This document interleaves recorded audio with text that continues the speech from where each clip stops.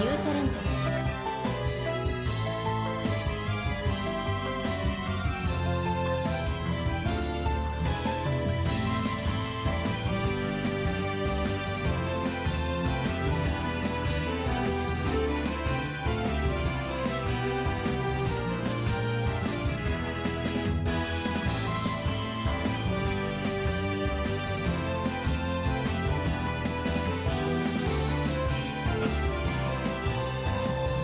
Good afternoon, everybody, and welcome to our fourth Multi-Blood Type Luna tournament for the Nintendo Switch. So, before we begin, I'd like to give an introduction of who we are. Active Flow hosts Switch-exclusive tournaments across a wide variety of titles, from Smash Bros. To Blaze Blue to Dragon Ball and Multi-Blood. So we hope you look forward to today's tournament and future tournaments as well. So, getting right into the action, our two commentators are myself, Nonchalant, and Grimflash. Hello everybody, Grimflash here, and I'm very happy to be commentating the fourth Multi-Blood Type Luna tournament here. Once again, it's always an honor to be here commentating with you, Nonchalant. It's always great to see these amazing Type Luna matches here. So, first up, we're going to be having a person that we've seen here a lot in the Multi-Blood Type Luna tournament since the very first one, Snowda, going up against Espresso, excuse me. So, Espresso I'm not too familiar with, but Snowda I'm definitely very familiar with their great heat sweep play. We've seen them a lot in the tournaments and even making top 8 a couple times. Espresso's actually new here, if I recall. Well, no. He's not new. No, he's new to our Multi-Blood tournaments. He's been to our old Nintendo FGC tournaments way back. There hasn't been any tournaments prior. I see. So we're seeing them come back here once again, ready to get that cash, get that money, get some heated matches in here, right? Yeah. Yeah, so just currently waiting for both players to join in. Thank you for redeeming that coupon code, and I was just going to talk about that. Matcherino. Currently, you can see we have a pot at the bottom center of the screen, currently sitting at 20 cents, but you can raise that pot even more by typing in !Matcherino in chat. And by clicking the claim coupon code after you sign in with whatever account you have, be it Discord, Google, whatever, you can add a free 10 cents to the pot, and every little bit counts. But if you want to add even more money to the pot, you can always buy stuff from the marketplace, such as hoodies, shirts. There's even some cool little Dragon Ball cups here you can buy as well, and that money will be added to the pot. Or a custom Discord role for our Discord, where you can have a custom color and a custom title for that role as well. Or you can just donate however much you like. Whatever floats your boat. There's so many ways you can help, even by doing sponsor quests, again, which are absolutely free. And it's very simple stuff as like subscribing to somebody on YouTube or following somebody on Twitch. Very simple stuff. So there's always a way to help, be it free or spending some money out of your pocket. So please type in !Matcherino and help out with that. And hey, it might make things a little more exciting. Oh, it definitely would make things more exciting. When there's more money on the pot, definitely just makes the matches that much more tense. I don't know, do you play better when there's money, when there's a lot of money in the pot? Yes and no, because like sometimes it does get me a little more on edge. Like if I make a bigger mistake, then like, ooh man, do I feel bad. Right, so you let it get to your head a little too much. Well, not too much, because like I'm not worried about the money. I'm more focused on like the match itself. Winning? But it's just like when I make a minor mistake, it's just like, ooh, it feels bad afterwards. Like you never want to be thinking about the prize when you're in a match or thinking about the outcome. You got to focus on the match at hand. You got to focus on what your opponent is doing and what you need to do to get that W. I suppose. Because when you're focusing on the prize pot or what happens if you do or don't get it, that's how you lose. I guess, well, no, I can't really relate since I haven't really been in tournaments with prize pots. There aren't a lot of Switch scenes that even have pots to begin with, so... Well, maybe with like Smash Bros, but like beyond that, like not really. Yeah, beyond that, not really. I mean, we're kind of just like out here on our own, just doing things our way. Alright, so we're seeing apparently one of our players, Espresso, is having trouble joining to the... Oh, there they go. So they made it in. Yeah, I was about to say, they're already here. And we're seeing them playing CL here, so... Not a character we've seen too much, but nonetheless, a very interesting character to have nonetheless. So be ready to get them both started. and already start off our first match for tonight.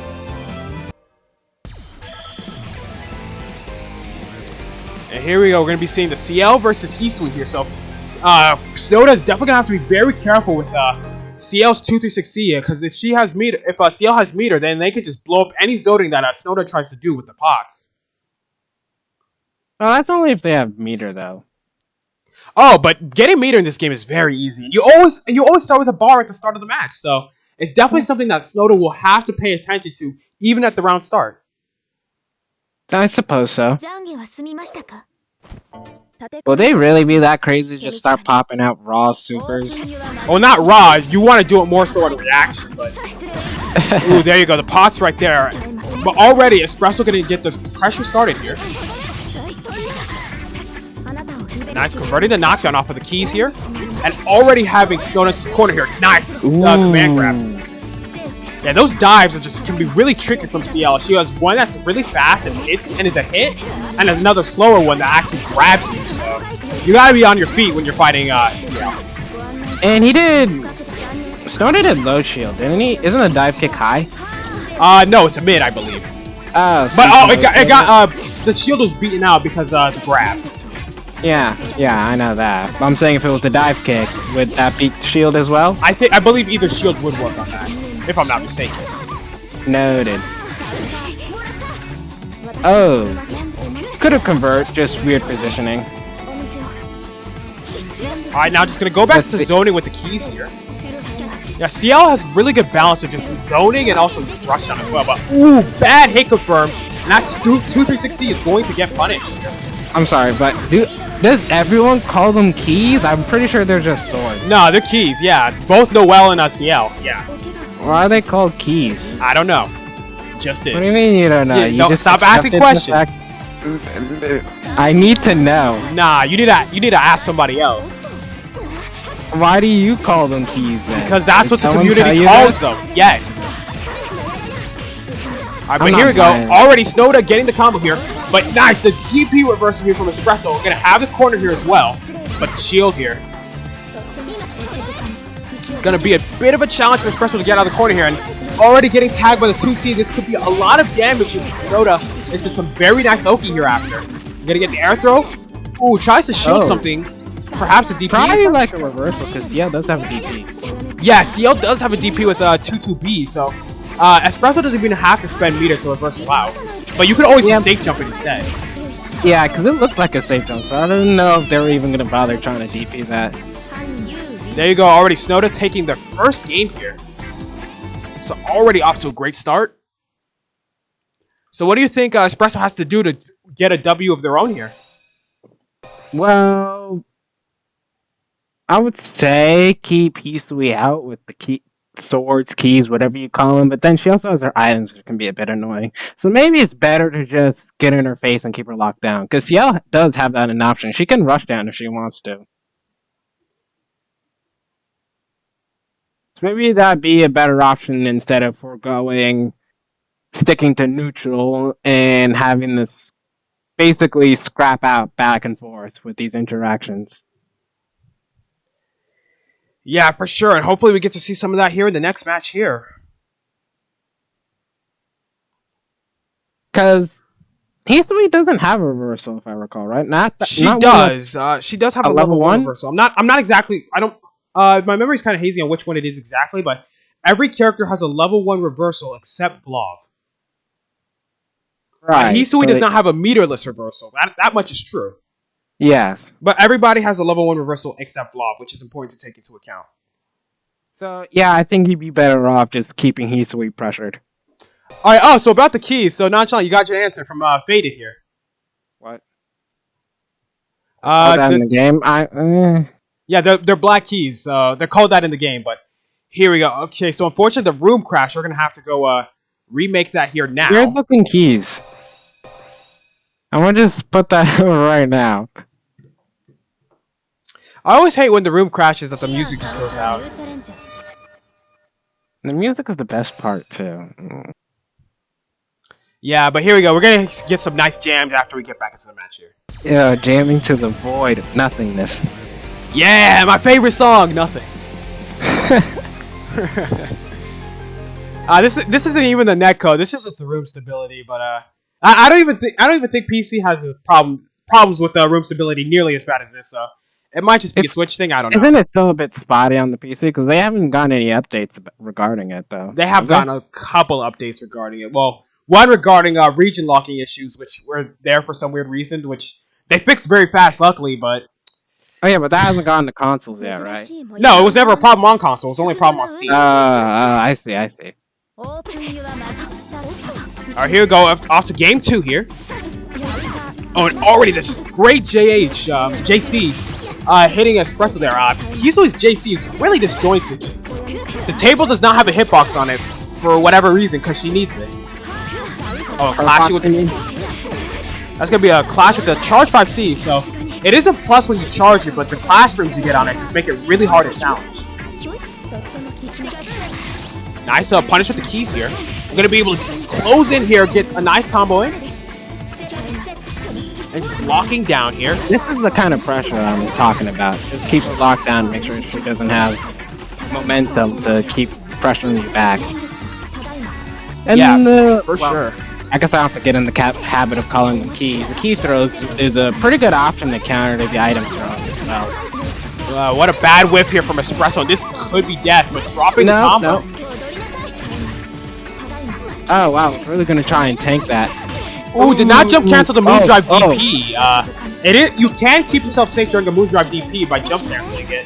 And they don't necessarily have invincibility, but during Moondrive, they do get the clash rates on it. Interesting exchange. I wonder why Snowda didn't bother to use heat when he was on a pixel of health, but heat could be absolutely very risky for sure, because it's honestly arguably not that good because of how easy it is to bait. But it was like at full screen. You weren't really gonna get punished with that unless against Hisui. Oh no, you would get punished full screen. Do not heat against her full screen, please. She will throw pots. I mean against CL. I'm saying like Snowda didn't heat from full screen because CL can absolutely punish that. Like she can do 2-3. She can do a key into 2-3-60 on reaction. So in that argument, it's even worse to do it. Yeah, don't do that. That's a knockdown. Oh. Yeah, do not do that against CL, please. I did not know that. Bad meterless DP 2-2C there. I'm gonna be able to continue the pressure here. A nice shield here and going for the teleport here. And punishing the shield drop there. And that's gonna be Snowda taking that set 2-0 here. Snowda moves up. What'd you say? Snowda moves up. Yeah, for sure. So overall, a great match here. We're still going to see Espresso battling it out in losers, so they're not out of this just yet. They still got an opportunity to make this work here. This is an interesting sort of matchup, because DL kind of has the advantage in terms of neutral control, because her projectiles are pretty much better than the items Hisui throws. The traps, and then even the traps, I don't even know how effective they'd be in terms of just CL and her movement options, really. Like, she doesn't really have to stay on the ground. She can go hopping around the screen and throw keys all day and pretty much ignore whatever Hisui throws out on the ground. Yeah, just with CL, you kind of do want to do a balance of both. But she also has great mobility as well with her dives, which we did see a lot of it within that match here. So up next, we're going to be having a Hoses Christ going up against Nitro. So Hoses Christ, we've seen play a lot with their Warg, with their great Warg play, but they've always had to fight Arcwades on stream, and I don't know, I think it's just kind of a cursed matchup for them at this point. There's always an Arcwade in this tournament. Yeah, she's a very popular character on Switch. Very easy to use and just a very straightforward rushdown character. Pretty much. It's like, well, no, the Narukami of Melty Blood would probably be Shiki. Yeah, and like it's just right. It's right there. And Arc is like the Chie? I don't know. Regular Arcwade? Maybe. No, Chie is stubby though. That's the thing. It's like you're looking at Miyako then if you want to make that comparison. Who would you compare then? Who? Arcwade? Yeah. I'd say like Ragnar, for example, like a character that's generally balanced but more geared towards rushdown. Alright. Like, I don't know. It's kind of weird to compare FG characters because every character in fighting games are mostly unique for the most part here. Here we go. We're getting right into the action. Yeah, for sure. Already starting off right now.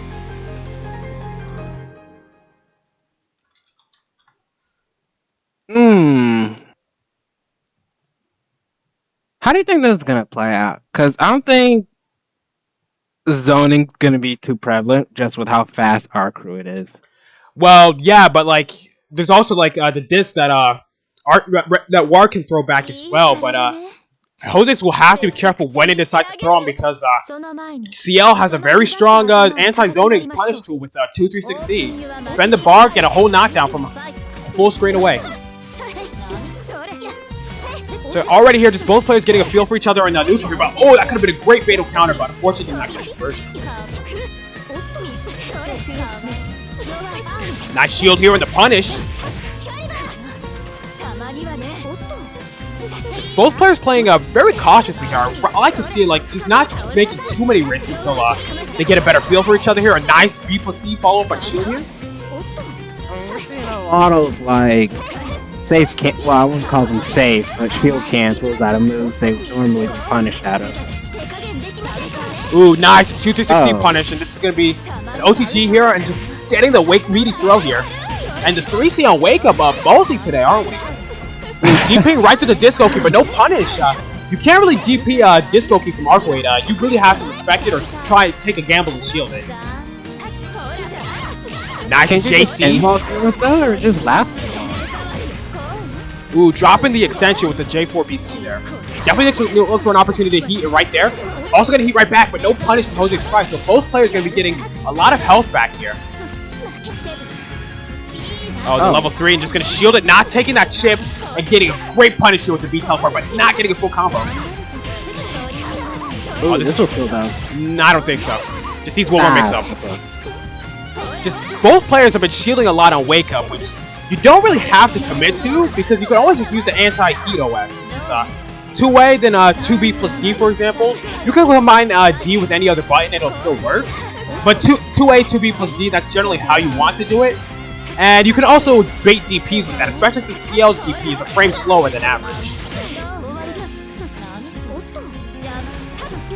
Alright, just both players looking for some footing here. And there you go, already. Jose's Price going to take Nitro to the corner here, getting a nice combo conversion. You're going to be able to continue the pressure, but nice the moon drive, and they bait on the heat there. And just baiting another reversal here, yeah. Maybe I'm wrong. Who needs option selects if you already know what they're going to do? And Jose's Price going to be taking the first game here. Sometimes it's more rewarding getting a hard read. Well, no, it's the same reward. It's just that there's a message. No, like the mental reward you get out of it. Like you're getting in their heads, and you just know how they're gonna play out. Sure, if you look at it on paper, it's the same, but there's like a mental factor to take into account as well. Yeah, for sure. Like, you know everything I'm gonna do, but I know everything you're gonna do as well. I mean, it's not everything I'm going to do. It's just Jose's Christ just had the reads on point there. I was like, there was no, you know everything I'm going to do. It's just, I know everything you're going to do. There was nothing strange there. Oh, but I think the room may have crashed again. Oh, no. Please tell me that is not the case. How much you want to bet? I'm not betting nothing. A shame.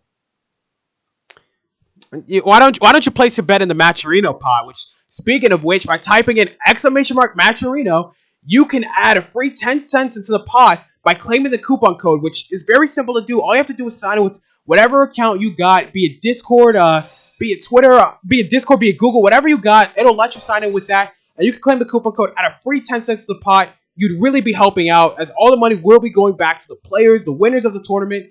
But if you are willing to donate some of your own hard-earned money, you could buy something from the marketplace, get something nice as you're also helping with the pot as well. Or you can just donate however much you like, if you're feeling that generous. Well, I thought we were supposed to be family friendly. How come we're encouraging bets now? That's gambling. I mean, it comes with the sport, but you know, sometimes people gamble on players, but... Hey, alright. So it's still a 1-0, right? So we Yes. just have to wait for them to come back. Yeah, Jose's Christ is up 1 against Nitro, who's currently down to 0 right now. So let's take this time to really think about the game going forward, because we're pretty much almost been through a whole month now. Like, how do you see this game going forward? Do you think there will be changes? Oh, absolutely. At least like first impressions. I wonder like how they're gonna balance it, because like I know with Uniclear, Kimono kind of changed up how they wanted to balance the game, or they were doing more frequent patches than they usually do. As like usually with Eunice, it only got patched like annually, which was based on the arcade versions. But arcade not really a thing to worry about for this game, so we might see them going for more frequent patches as they did with Uniclear, perhaps. But how would they really like systematically balance it? Because I'm gonna be fair, in my opinion, almost every character seems pretty alright. I think Sure, there's some dirty mix-ups here and there. Not some really. tidbits, I but think what needs to be it's adjusted. really, it's like not really. I think what really needs to be adjusted is shield and some of the universal mechanics. Like those need to be. I feel like those could use some refining and retuning to become overall just better to use. Yeah, I was thinking that too. Like nothing really character specific, just like the nature of the Buff game. Buff Love. Wow, of course. Yes, yes. He's a scrub killer though. I thought you'd like him. Yeah, yes. Buff Blob. Every top player saying he's low tier. Buff him. Believe their propaganda. All right, here we go. But back to the match. Already, we're getting a great 2-6 conversion here. Oh, try to base something with shield here. Just getting a little too hungry with it here. Nice, using those discs here to punish here. Baiting the DP there on Wake Up with the shield. Wrong punish, so. Nice, the throw here. Oh, and the Wake Up heat now. Now gonna be able to get some meter back, but that might not even matter here. Oh, okay, never mind. Drops the combo here. So now Naichu. Yeah, Naichu is still absolutely in this right now. Oh, nice. Charge JC here. This could be a great combo. They can spend the cash. That could have killed back the right into that, which is a bit unfortunate. Oh, and there you go. The 5C tagging out right there. The invul frames and back dodge are all universal, right? Like everyone gets, what was it, 10 frames? 10 frames of invincibility on the backdashes, yes. The recovery and the backdashes are variable. Really? With Roa having the best backdash and Blob having the worst. Buff Blob, by the way. Alright, nice. Just using those discs to lock down Naichu here in the corner. But there you go, Naichu being able to turn this situation around here. Gonna dive back to the wall, being very tricky with the movement here. Oh, wrong shield. I wonder why he did that, because that basically let Joseph out of corner. Yeah, I'm wondering that too. Like, it could have been a misinput, perhaps. Oh, the double shield into nothing, and nice. Jose's Christ getting the throw here after. Oh, and a nice fatal counter, but dropping the combo, unfortunate.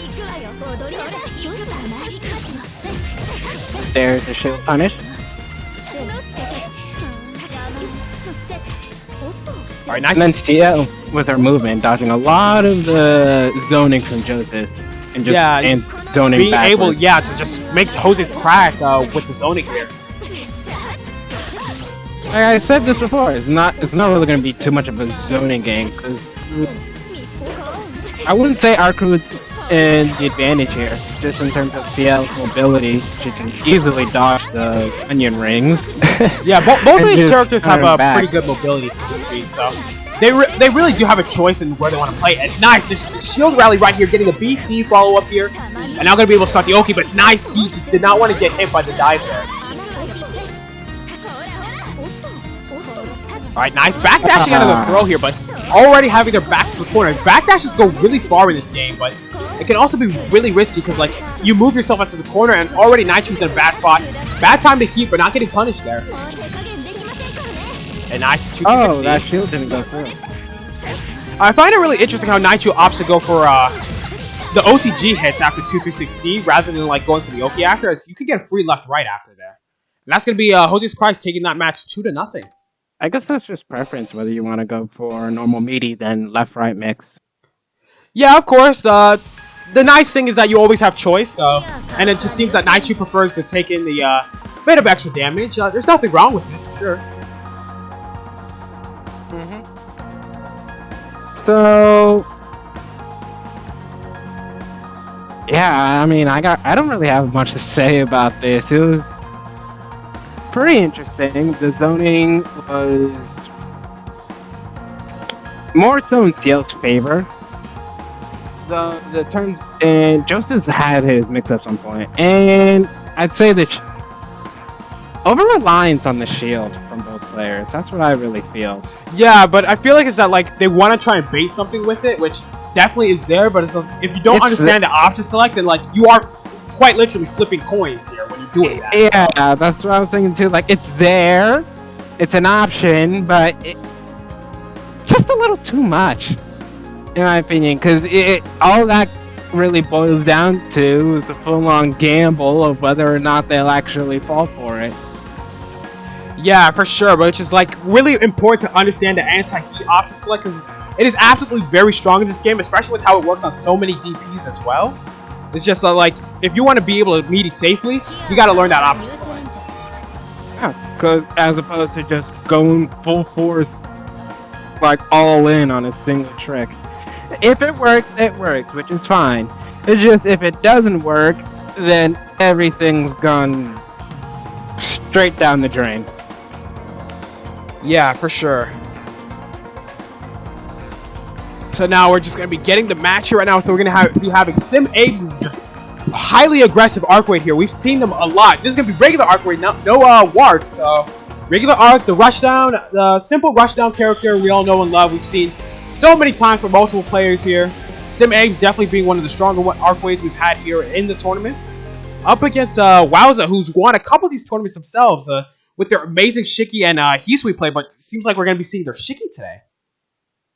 This is the first time you started with Shiki. You usually went with Hisui and then goes Shiki as a club. They did this last week as well.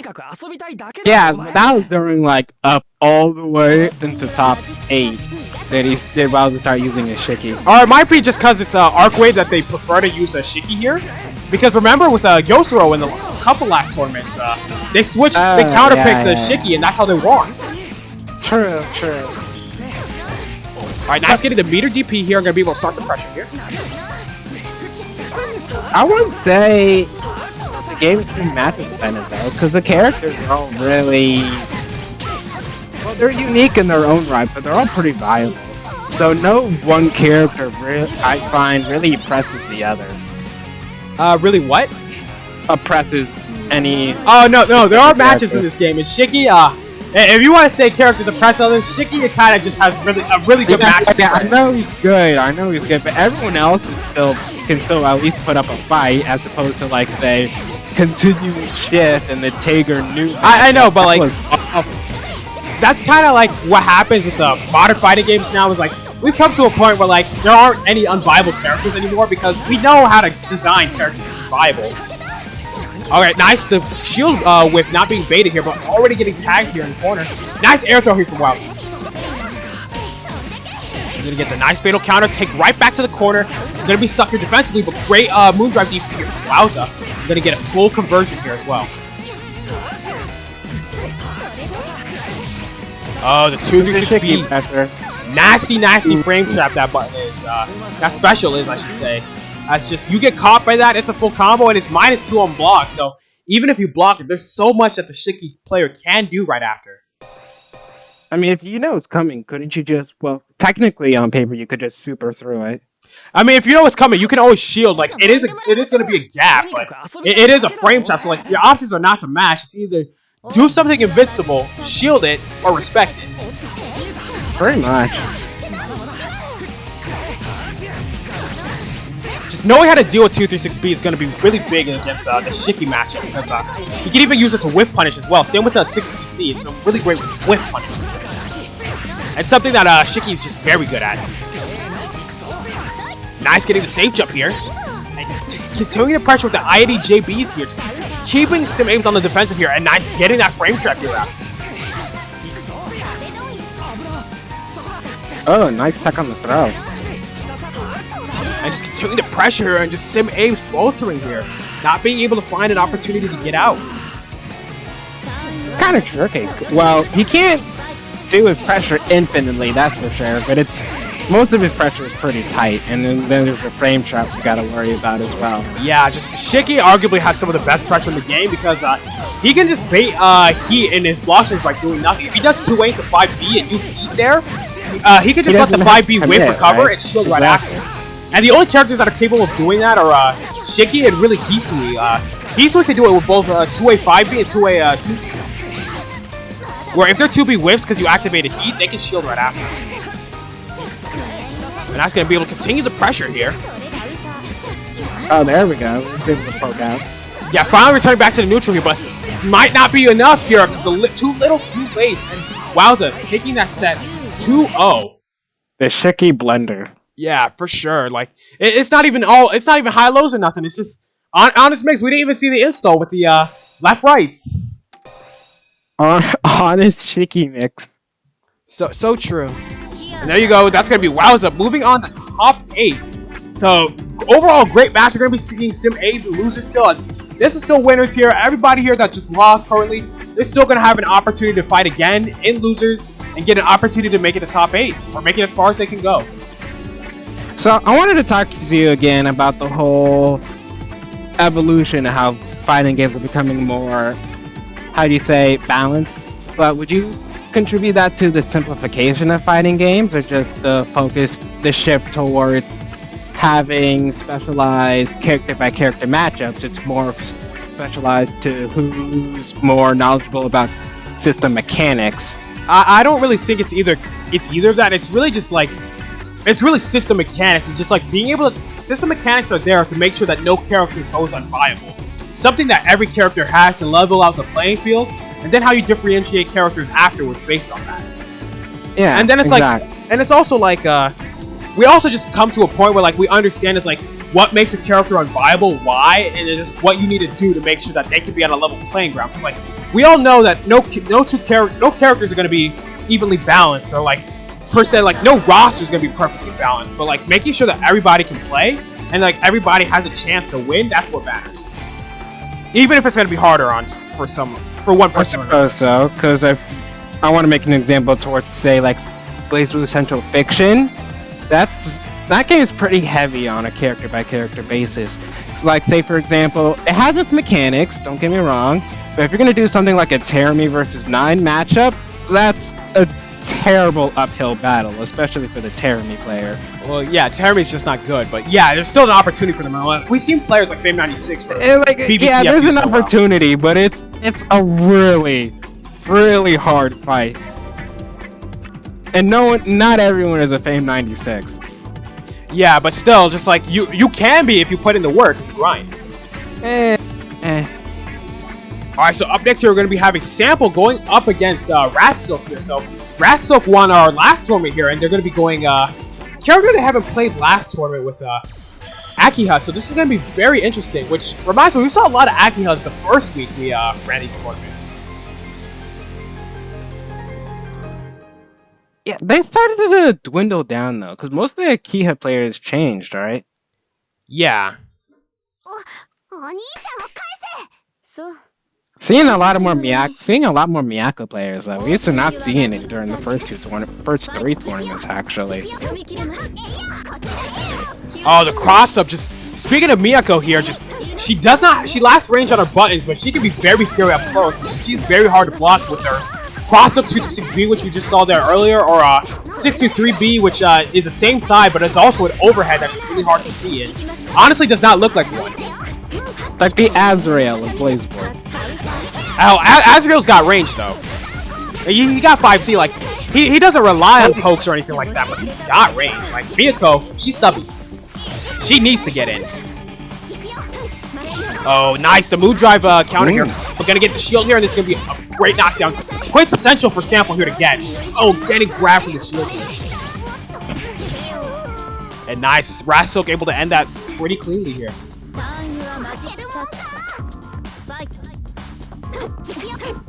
Alright, already Sample getting the first blood here. Gecko's a normal hurt box, right? Or is her height affect certain things? In terms of she does have a smaller hurt box because of her size. I don't know who that affects or how drastically, but it is something you do have to take into account. Especially like in neutral situation, you're trying to hit her. She's like a little fly, so to speak. Oh, that's gonna be a really nice punish. Interesting. Cause I don't know how to put it. Like, I never really seen Miyako really get away with things because of her small hurt box. I wonder what she can get away with though. Alright, now it's gonna set up the disc here and just continue the pressure here.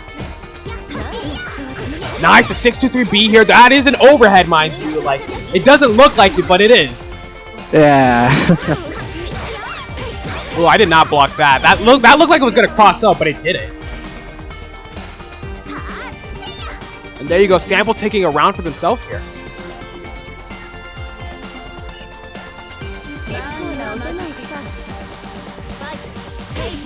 Ooh, nice fatal counter, but unfortunately dropping the combo there. And it was a really weird conversion, so I don't It was a really weird like combo because it was behind you, right? How do you confirm after that? Yeah, you just kind of have to be ready. Like, I don't know. I feel kind of privileged because with Lob, he can convert off of his stuff very easily. Like, even with weird straight hits, he converts off of them very well. Yeah, but the game doesn't really auto-correct like that. I mean, it can. It does. You gotta be ready. It just didn't there. Yeah. Yeah, you gotta land on the ground before you get the turnaround there. Ooh, bad heat there. That's gonna be a punish here. Will Ratzel gonna be able to cash in on the damage here. And just needs one more mix-up here to end it here. A nice reversal here from Nice.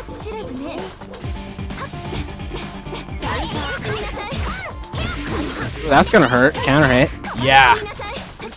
And that was a punish per se. I didn't hear the counter, but Wake up heat. oh, trying to shield the disc, but yeah, there might be an example of her hurt box coming into play there. So then again, most characters can go under disc just fine by running, but she can just stand under it. Usually be fine. Ooh, a bad move skill opportunity. Probably wanted moon drive there, but wasn't holding neutral. So that's gonna be the first game going to Rassilk here. I saw blue flash. It might have been a moon skill.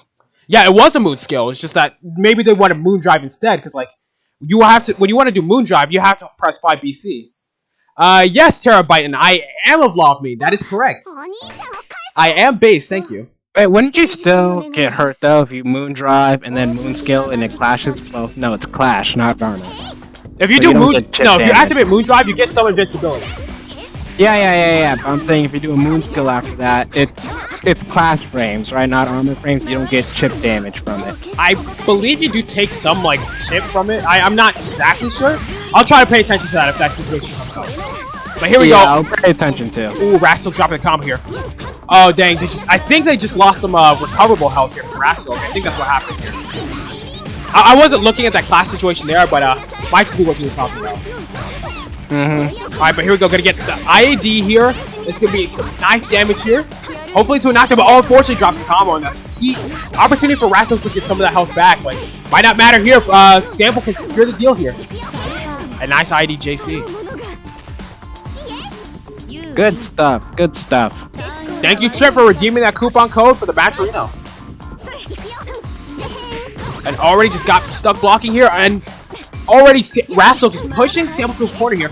Ooh, and the shield bait into nothing. So looking really interesting is Rassil has been able to apply pressure here and most of the time, and also controlling most of the neutral interactions here. But once Sample has been able to get this game started, it's going to be really hard for Rassil to get out. Oh, a nice IDJC, not ready to block it. The Tims. Yeah, that 6C, just give him the boot.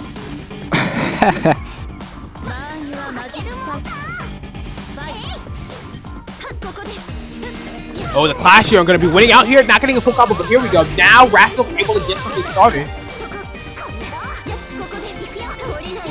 Alright, nice. Gonna have to block here. Not ready for the overhead. 63B. Just blocking Miyako is so hard because of the 63B and the 214 and the 236B as well. You can't really react to that, though. You can't. No, they're the 623B and 236B. They're one frame apart in like how fast they are. One's 22 frames and the other's 21, if I recall correctly. So like you're not reacting to that. You're not fuzzy blocking. It's like if you want to deal with it, you're guessing right, or you're doing standing shield.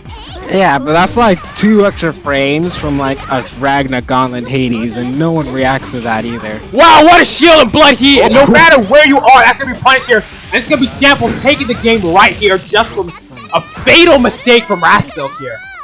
Cannot be throwing out projectiles when somebody's in blood heat, or else that's gonna happen. Yeah, you'll just be you're asking for them to last RQ since they can just run up and parry the projectile. Yeah, just the funny thing about last arcs when it's activated from shield is that no matter how far you are, if something is shielded, like even a projectile from full screen, that last arc is gonna hit. Like, we still never seen anyone do a last arc out of pressing all 4 buttons. I want to see it one day. Like, I want to see someone at least try it. That'd be super funny. Yeah, for sure. Oh, the bait on the DP here, and this is gonna be a big punish here for Ratso. And getting the Oki reset here. Doing it again. Yeah, and just... Is that unblockable? I believe that was. They were caught in the air and then got... Yeah, they were caught in the air and got grounded out by 3C. So that's unblockable. Yeah. Most ground normals are air unblockable. Nice, the standing shield to bait the, to deal with that mix there. As I would deal with both 623B and 236B as well. Evil multi-blood players, I will pressure on Bloody. Yes, for sure. I would do it too. Like, I'm not scared of shield. Like, leave a gap. Do it. I dare you. I will throw you. Do it. Do it. I will yeet you. Alright, and already just Sample getting some nice damage here despite the drop. But because of that drop, now Rassilk is able to put Sample to the corner here.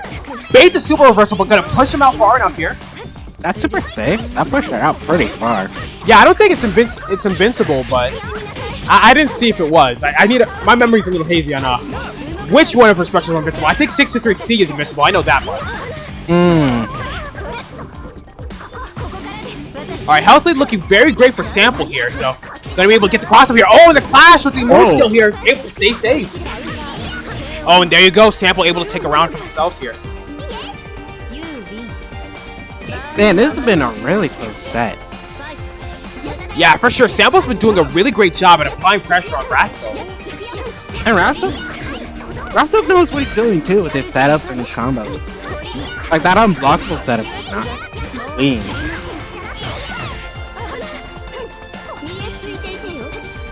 Oh, interesting choice of meter. DP from halfway across the screen, but alright. And Sample getting a good combo in. I wonder what the Oki's gonna be. Mixed? Oh, the shield baiting it here and getting the fatal counter throw. They'll be able to continue the pressure here. Missed his BD, so it didn't even trigger the shield. Oh, and there you go. Sample taking that set 2-1 here. What an upset, honestly, sending the winner of the last tournament to losers here. But at the same time, Ratsilk is playing a different character that they don't usually play, so that might have played into it. So overall, a really close set here. I wonder how long. Actually, I'll save that for later. Do you think he'll stay at Keyhead for the rest of the tournament? I know he has other characters. I'm not sure. They may counterpick. They may need to counterpick to Kisui after. Who knows? Like, anything could happen in the top 8. But Ratsilk is gonna have one more chance to get into top 8 before. Is gonna have one more chance to get into top 8 in the losers. So if they win their match in losers, we will see them again. But before top 8, we do have one more match. This time in losers, we're going to be seeing that one guy going up against Azathoth Alter.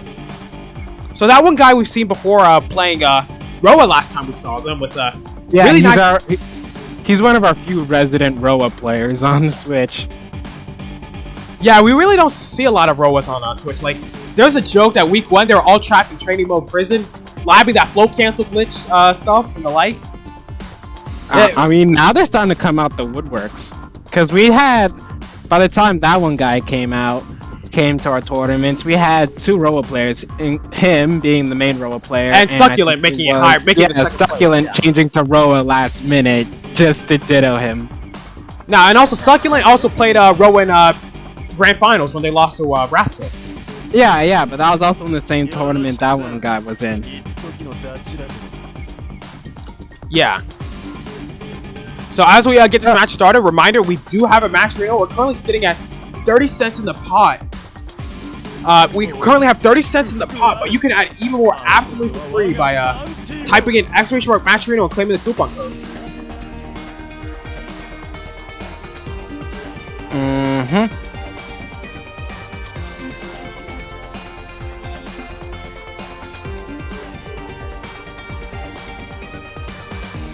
So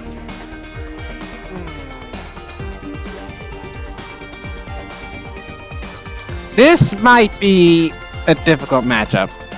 Just the way I'm looking at between Roa and then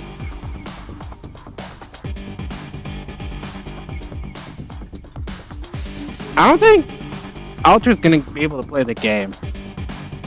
And that's how I feel. Just with Roa doesn't really need to really spam projectiles, but he could lay him out. I mean, a lot of characters just like outzone just Miyako in general, so like it really does come down to how well the Azazoth is going to be able to get in here.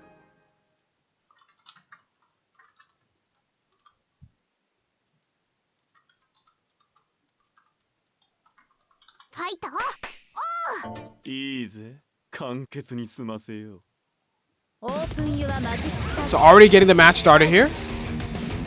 So we're saying that one guy opting to try and get some space here. Already gonna pop the Moondrop here very early.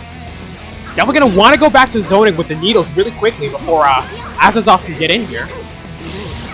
Oh, nice charge 204B here. Great shield punish here from Ultra. Gonna have him in the corner right where they want to be. Oh, but already able to switch sides here and off to a great start here. The shield's back and forth here, just switching momentum left and right.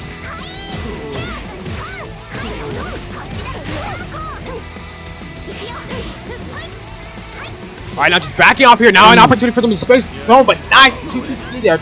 Punish any attempts from full screen zoning from that one guy there. Now all Azazoth really needs to do is keep that one guy pressured. Thank you, Zines, for redeeming the coupon code. And there you go, the last arc. That's going to kill right there. There we go. I don't think you needed to spend all the meter to get the kill there. You could have just spent one bar, but if it kills, it kills. Exactly. Sometimes it's all about the style. Plus, like you said before, getting meters is really not that big of a deal. Actually, you know, that's one thing they might change too, just how fast meter gain is, as well as Moondrive, because in my opinion, Moondrive lasts ridiculously long. Like, way too long than it should. Honestly, I think it's fine. I think the meter gain is fine, because like Melty's always been a game where you got meter pretty fast. I don't really think that's as big of an issue. I do agree with you that Moondrive maybe could like be a little bit shorter. Because it lasts like nearly a whole 30 seconds at full gauge, and that's pretty darn long. Alright, but here we go. Do whatever you want, spamming moon skills. Yeah, but this is going to be a nice combo here. Going to be able to continue applying pressure here. Oh, nice to back dash here just to get away from the mashing attempts from Azazoth here. Still trying to keep them in the corner here. Not trying to let them get any opportunity to fight back. Right, there you go. Nice. Jumping over the 2-2-C there. It is blockable low unless Miyako charges it, which then makes it unblockable.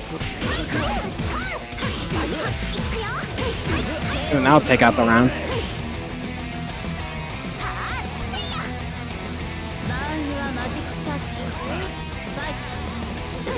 Grab? Oh, whipping the 6 BC move skill, unfortunate. Speaking of which, I really want to see that one guy try to use the 214A and 6 BC more neutral. 4 BC more neutral, excuse me. Because it's really good at just keeping Miyako out. But already here, just stuck on the defensive here. May want to consider using the DP to get out of here. Ooh, nice shield. I'm going to be able to get the teleport here for the punish. Oh, nice. The punish here with 2-2-C. That one guy just running for his life here, just trying not to get killed, getting some health back with the heat there, but gonna throw the shield there. This isn't gonna kill just yet. Doesn't have the resources necessarily to do it. Oh, try to charge for the unblockable there. Funny. It wasn't unblocked. Well, was that? That would have been unblockable. Yes. Oh, okay. Wow, the charge time is faster than I thought. Yeah, it's better to just jump it either way if you can. Because then you don't take chip either way, so just jump. This is going to be a full combo here from that one guy. Going to be able to continue the... Okay, but missing the safe jump, and it's going to cost them the game. Did he whip JC? Yeah, he did it a little too early. I hate to see it. For sure.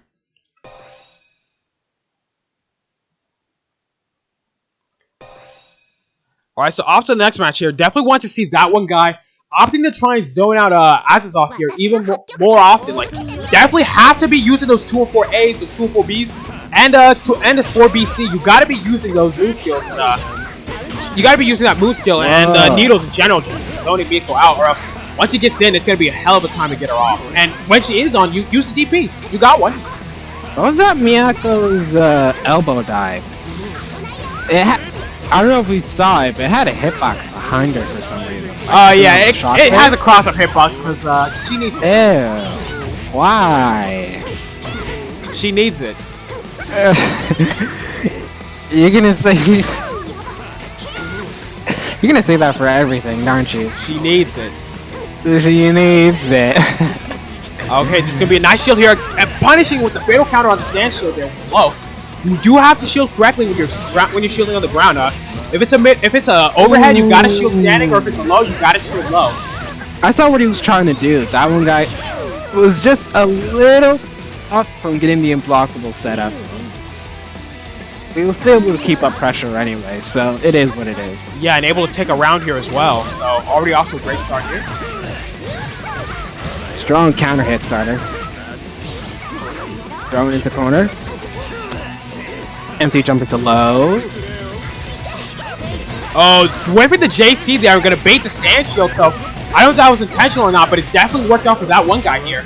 And he's done it 3 times already. I'm pretty sure that's intentional. Yeah, probably you're right. I guess it's kind of a way to feint it when Roa cannot charge his JC, whereas most characters in the cast can. And what a 236B. 236A. Oh, was that a frame trap? 3C into, what was that, 236B? A, yeah. A? Yeah, it was the faster one, so it was A, yeah. But, yeah, apparently the counter hit them. I don't know if it was, like, necessarily frame trap or something, but they just did it, and Azasos got hit here. Hey, if it works, it works. I guess. Clock fix was not broken. Man, I love this song. Yeah, it is honestly a really great theme for the stage. It's my favorite. What's your favorite stage? I don't have one yet. Come on. 1 month in, you still don't have a favorite stage? I like them all, bro. I can respect that. That one guy has been using the B follow-up off his shield a lot here. I've noticed that. So maybe Azasos maybe want to try start baiting it soon, or start using B plus C, so that way you don't have to deal with the RPS. Oh yeah, the fountain stage is definitely good. You have good taste. I respect. Give my utmost respect. Yo, the fountain stage sounds like an Akito Bass song. Like, I just think it's like, oh wait, why does it sound like an Akito Bass cover? Did he do one already? Oh, nice. The anti-air with the 214B. Still, such a potent anti-air even after, even as it was in NBA ACC with H-Roa. Ooh, the punish there. Just the Moondrive elbow just has the really dangerous quake on the landing afterward, though. She needs it. She does. She has no range. Sure, that's still a disgusting move. Oh, punishing the backdash there. See, even Roa is having the best backdash in the game. It still got some recovery to it. With 27 frames of recovery after the input. Ooh, nice punch with the 2-2C here again. Looking really bad here for that one guy right now. He's opting to use shield a lot defensively here, but it is working out for them here. But unfortunately, dropping that combo here. Definitely going to take a lot for that one guy to get out of the situation here. He could heat if he wanted to, like run up heat. Yeah, run up heat is a big risk though. Like, and also, it's a risk, but it works more often than I mean, not. and if it doesn't work, then like you lose that meter for the next round. But here you go, that one guy with a huge advantage on meter here with 4-0, spending it now for the 2-4C here. That's gonna use that 2-4C to lock down here, getting the cross here with the shield, beating the shield there.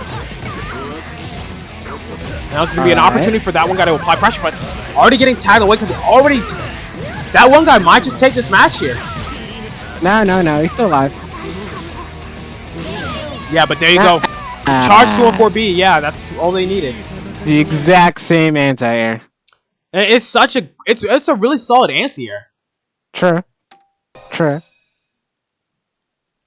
Especially in a game like Melty where like characters don't really have like traditional grounded anti-airs, except like say Koma. It really is important to like kind of be a little bit creative with how you anti-air people, or just going in the air and making sure you're air-to-air people as well. There's a couple options, mainly out of the fact that most grounded normals are unblockable. Well, blobbed 3C is a decent anti. I might clash. No, it is not. Stop lying works when it wants to work. No, don't even 3C. Don't use 3C as well, please. Like, take it from me. That button clashes with everything too much, and if you whip it, you die. Don't do it. Don't do it. All right. Use 2 and 4B. That one's good. Whatever you say. All right, so with that, that's gonna be the end of pools here now. So stick with us as we get top 8 prepared for you real soon. But in the meantime, as we're on our break, reminder: we do have a matcherino. How many people have claimed the code right now? I'm gonna check right now. Like 4. 4 people? But hey, we're just getting to top 8, so hold your horses. Nah. See, we have 4 people that have claimed the coupon code right now, but if you have viewers, if you have not claimed that coupon code already, it is absolutely free. Please type in !matcherino, click that link.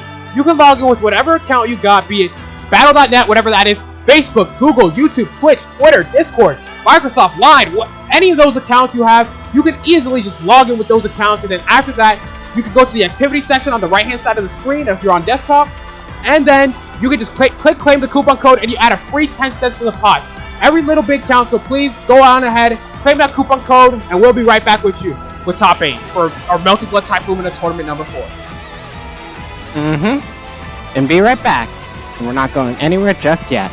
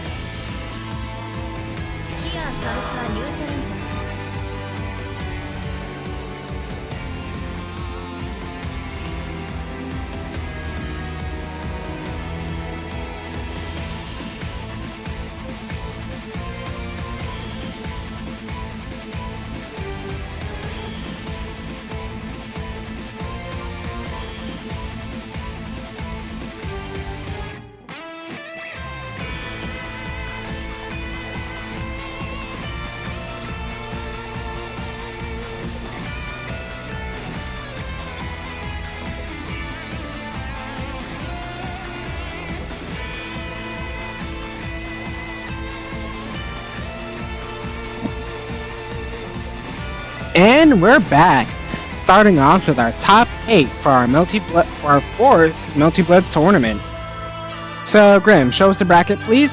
Sure. To show all the winners, all the players currently in top 8. I'll list off winners, you list off losers. So, on winner's side, we have Wowza versus Snowda, and Sample versus Joseph Christ. And the losers are going to be having Sim Abe's with their great with their amazing rushdown arc raid up against that one guy against their really scary Roa to deal with, who definitely favors rushdown more than the zoning with Roa. Definitely like to see the choice there. And also against Ratsilk and Omega, so very interesting to see the winner of the last tournament, Ratsilk, and loser so early, being put there down by Sample, going up against Omega, who is another really strong contender. I believe they played Saber last tournament, if I'm not mistaken. Omega? Yes, he has. He's actually our only Saber player now that I really think about it. Well, Mike, we had Mike in our first tournament as well. Yeah, but Mike's not here. Yeah, I guess you're right. Yeah, he's our so all that's left is Omega. And then on winner's side, well, there's Wowza and Shiki to really worry about. I wonder how the player's going to deal with him.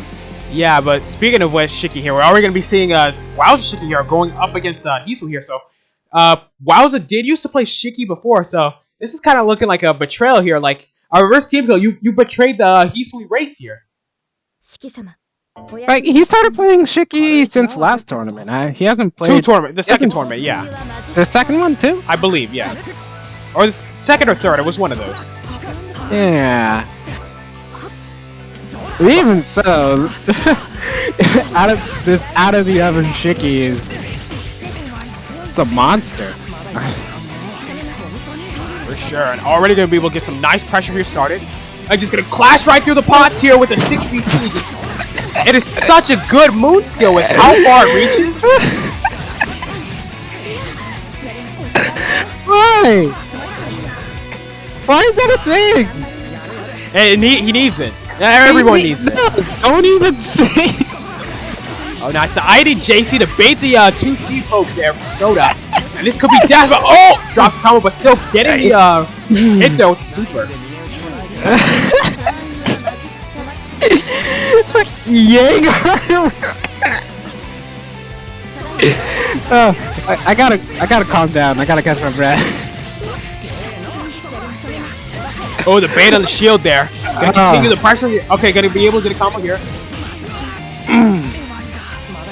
That armor was really a Yang moment. Oh my god. You need to calm down. We need you to focus on the nice frame shot with the 260. Oh, and this is gonna be level 3 here. Level 3? Let's go. It's gonna kill. Oh no, not yet. But I just do it. Naya install. Yeah, so with the Naya install, after doing that super, Wowza's gonna have access to 3 new special moves, all from 22X. So 22A being a cross-up overhead, 22B being same side low, and 22C being a flurry of knife slashes that just cover a big part of the screen in front of it. But we're not he hasn't used any of the moves yet, so we'll just... He might just save it for next... Well, no, the round's already over. Yeah, since the game's already over. Wowza was game's over. I wanted to see him use at least the cross-up. The cross-up's kind of nasty. You only really know if it goes low or overhead by the time he disappears, and even then, that gap, that window of reaction is pretty small. No, but the mood skill version of it is even more messed up. It's a cross-up and it's plus on block. Yikes. It's just like, yeah, once he gets an eye install, he just gets a set of very good moves. We had a couple times where he landed it like full-on raw and charged it. The charge version is unblockable, by the way. Yeah, you you can shield it, but you definitely want to use it. Yeah, you can shield it. You just you want to react by then. Oh, the same time, you can't be using the moon skill class on that because they can just shield on the ground after. They'll be able to continue the pressure. That 214B is -1 on block, so it is really scary to challenge Shiki there. So much, he has so many moves that are safe on block to the point that it's gonna be really hard to challenge. Thank you, Oreo, for redeeming that coupon code. Just Snowda with the life deficit here. Definitely gonna be a lot of work for them to turn this around. Oh, the throw to seal the deal. Ooh, nice. That was a tick throw, right? Or did he just run up throw? That was just run up throw, yeah. the coupon code adds money to the pot, which goes to the winners of the tournament. So, yeah, go claim that coupon code. Alright, gonna just charge some meter there, or moon gauge there. Meter's already full. So when you charge by pressing down A and B, you can actually charge some of your moon drive gauge as well as your meter as well. But it does come at a price in that, like, you lose some health that you can always recover later by doing forced release, or also known as heat. But it can be very strong to, like, just if your opponent's playing too passively, go get those resources. And what a threat! I mean, the health you lose out of charging anyway is pretty minuscule, unless you charge for a really long time. Which by then, how did you even get the time to charge for that long? Your opponent would have to be respecting you a lot, and that's going to be the set 2-0 right there. So already, we're going to be having Wowza moving on in winners finals here. As Snowda going to be put down to losers quarterfinals, so we will see them again in losers. So then let's check in on the second winner semifinal, being Sample and Jesus Christ. Yeah, but first let's take a look at the bracket here. So we're going to be seeing Wowza moving on in winners finals here, as Snowda going to be down to losers quarters, going to have to fight the winner between Wrathsilk and Omega there. Definitely going to be an interesting match, but first we're going to be seeing Sample going up against Jose's Christ here. So, Sample here, just the really great Miyako showing we saw earlier up against Wrathsilk and Pools. So, just very scary that once Sample is able to get in, they can make it very hard for them to, for the opponent to block. And Jose's Christ, who definitely has a lot of experience in these tournaments dealing with rushdown heavy characters, specifically Arcwade, whereas they play Red Arcwade, who is more zoning centric or neutral centric as well. It's just, they've had to deal with so many rushdown characters.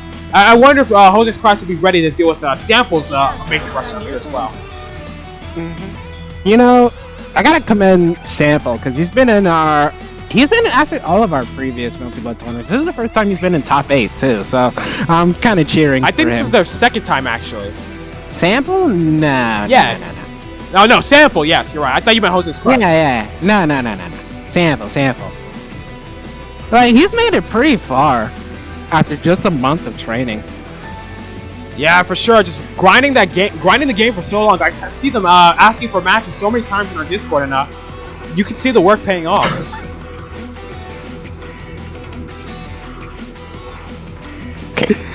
Whoever put that copy pasta, I love it. That's Mech, good friend of mine from the Guilty Gear Discord. So. Hi, Mech. Thanks for coming over here and checking us out. So what, you got your Guilty Gear friends here too? Unfortunately, it was a little too rare. I wanted them to raid here, but I was a little too slow on that. We had a crew battle on the main core with Dizzy up against Testament. But it ended a little faster than I thought. I don't know who won, but I'm going to watch the bot of that later. But right now, we got to focus on some Melty Blood Type Lumina here now. Jose's Christ going up against Sample here.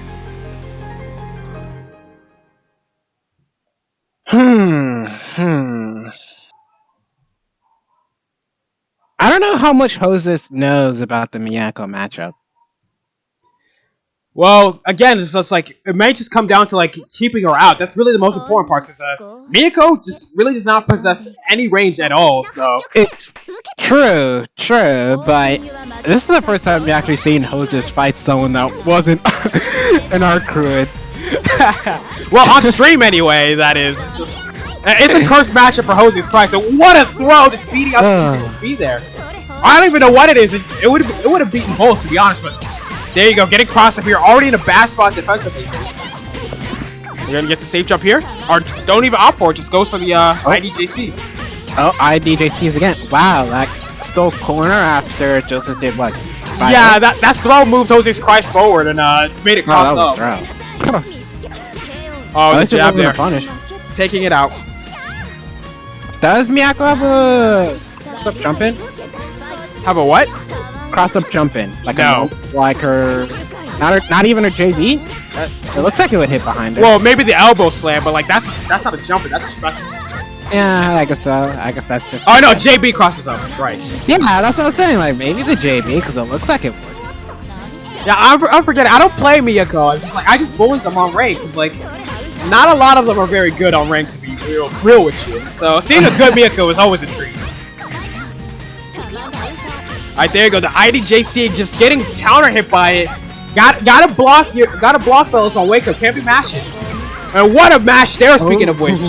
Gotta activate the blood heat, get some health back. Just had enough of the IED-JCs. Oh, this is gonna be a nice combo. Hurt.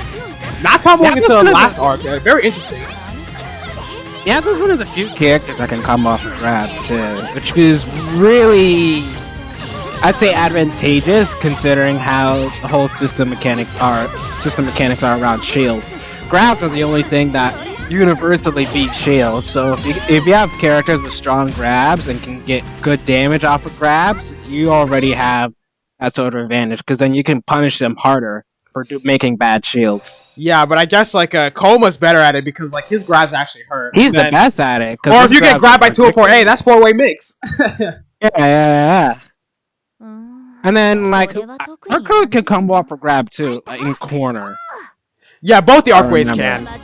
But I would argue that regular Arcwade has a better grab because mid-screen she can at least throw them down for a knockdown, whereas Red Arcwade, one of the weaker aspects is her throw game, is that mid-screen it just throws you back in neutral. So no knockdown, no pressure, you're just going back to zone. Well, she does have the onion ring to use, so there's that. Yeah, we see right here, just controlling the pace of the match here and already being able to close out the distance here. Oh, see, there we go again. Stuffing out the air poach with more onion rings. Beating the crouch shield there. That 623B is an overhead for some ungodly reason. She needed it. And already going to be able to cash and get some nice damage here. Nice. Nice shield punish. Good RPS. Moon skill to avoid the safe jump and react. And then the shield in anticipation of the sort of, what was it, mash out of the safe jump? Yeah. Oh, and the reversal here. And interesting, ending up on the other side here again. Just Jose's Price not ready for the landing there. Gonna be able to do a safe jump there. Blocking the reversal there. We're gonna be able to get a great punish there. I'm gonna shield the reversal there once again. Just maybe Jose's Price is getting too greedy with the reversals here. And that's gonna be the set 2-0 right here. Well, I wouldn't say too greedy. Sometimes he's been patient, sometimes he's not. Just making the wrong calls at the wrong time. Yeah, sometimes it just happens sometimes. It's like, you're not going to always guess right on defense. Even in a game like this, where, like, arguably blocking isn't as bad as, say, like, Guilty Gear or Blaze Blue, because, like, you got to deal with actually messed up stuff there sometimes. Says the Arakune player. Yes, I force people to mess up situations, but I have no defensive tools as Arakune, so, like, it's fair and it balances out. Alright, but let's take a look at the top 8 bracket here. So we're going to see Wowza and Sample. They're going to be matching up against each other in winners finals first. But before we even get to that there, we're going to have to settle the matches and losers here first. So up first, we're going to be having Sim Aves with their amazing Arcwade going up against that one guy's Roa. So how do you feel this match is going to play out here? The lore match, mind you. I don't know about lore, so don't even talk. I'm not talking about lore. I'm just talking about how do you think these two players are going to match up? I know, but don't even say lore match because I don't know a thing about Tsukihime. Don't worry, I'm not quizzing you on that. Maybe I should play the story mode. Is it good? I don't know. I don't play story mode in fighting games. What? No. Come on, you gotta. You know Blaze lore at least. I only know up to Continuum Shift. I stopped after that. Yeah, but you still played the story, so don't even tell me you don't play fighting games. I stopped. That was ages ago. Long time ago. I'm reformed now. I don't play story mode. I just want to mash buttons. Sure. Yeah, I'm serious. Okay. The only story I played in a fighting game recently was Grand Blue, but that was not for the story. That was because I wanted weapon skins. Sure. Yeah, I'm serious, bro. See, what is the lore? Like, Chad, what do you think of the Multi Blood story? For anyone who played it, don't put any spoilers. Just whether you like it or not. I'm curious. Don't play Tsukihime. Don't do it. Don't do it. Yeah, but this is just the Multi Blood story mode. It's kind of like I saw the layout. It's kind of like how it is in Central Fiction, where you have different story modes for every character. That one guy is correct. Blob is cool. That is indeed all I care about too. Alright, so just still waiting on Sim Aves to get here. Hopefully they want to get into this match here quick. And there's no Let problems. me see. What do you mean he's annoying to face against? He's bad. What do you mean? Every top player says he's bottom 1. Believe their propaganda. I mean, if you want to think realistically, Shield kind of shuts down Vlad. No, it doesn't. I'm sick of hearing that. I am sick of hearing that. Fight me. Hear me out. Hear me out. Hear me out. Just say hypothetically, even in the zoning aspect, Vlad can't do anything to stop you from couch shielding. That is not true. Outside of listen. Like, let me finish. I will interrupt you. You cannot be spreading lies about my main. Like, you don't have to worry. Like, his zoning is pretty much non-threatening. You can couch. The only thing he can do from full screen or half screen is all mids or lows in terms of projectile zoning, and then the only time you can do overheads is by committing to a jump in. Yes, but like that's really not a problem. If you commit to shield and you get tagged by IDJC, you're done for. And like he's also got charge 16, which is a really far hitting overhead. And if you don't commit to shield and you see them hiding doing and you block it, then he gets pressure. You don't even need to block. You could just anti-air him back. Like, good luck doing that. And then you get a counter hit off of him in the air, which is a full combo and confirm. You know what? No, you're right. You're right. Shield, quote unquote, messes up Blob. Yes, keep on spreading the propaganda. I want big buffs for my boy. Sure. Whatever you say, man. Whatever you say. Like, I'm not saying he's outright bad. I'm just saying he is though. The buff Blob.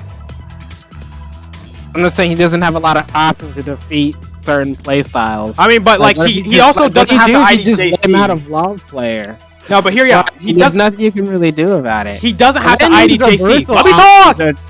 Shut up! Okay, you talk. He does not have to IDJC. He can also charge meter there. He's the best character at charging meter in the game because of his full screen presence. So like, if you just want to shield all day, he can just start charging meter and getting resources and force you to come to him. But then if that happens, then he's stuck on the defensive. He doesn't have you can just intercept their approach. Options to speak of outside of moon skills, moon drive moon skills, or a level 3 super.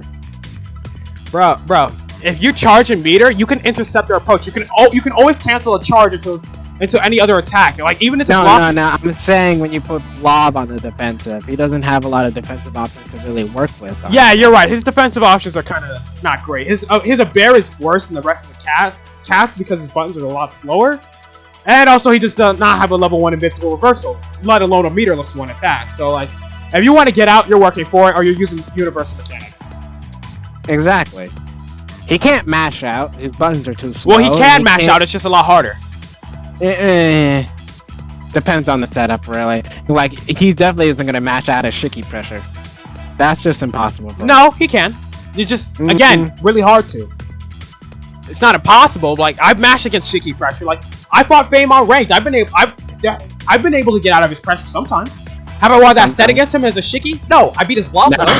So I beat Fame's Blob though. So that makes me the superior Blob by just by power scaling. And then I beat you with my Kuma. What does that make me? I'm not even that makes you good. garbage. That's just how the power scaling works. Like, I just run in with Kuma armor and you still lose.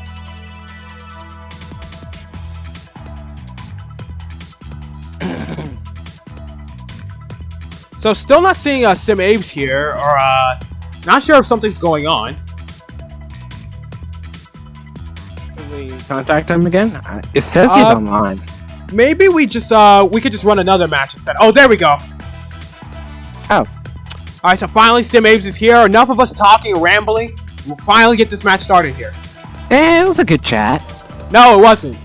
I was here arguing with you about vlog because you don't know.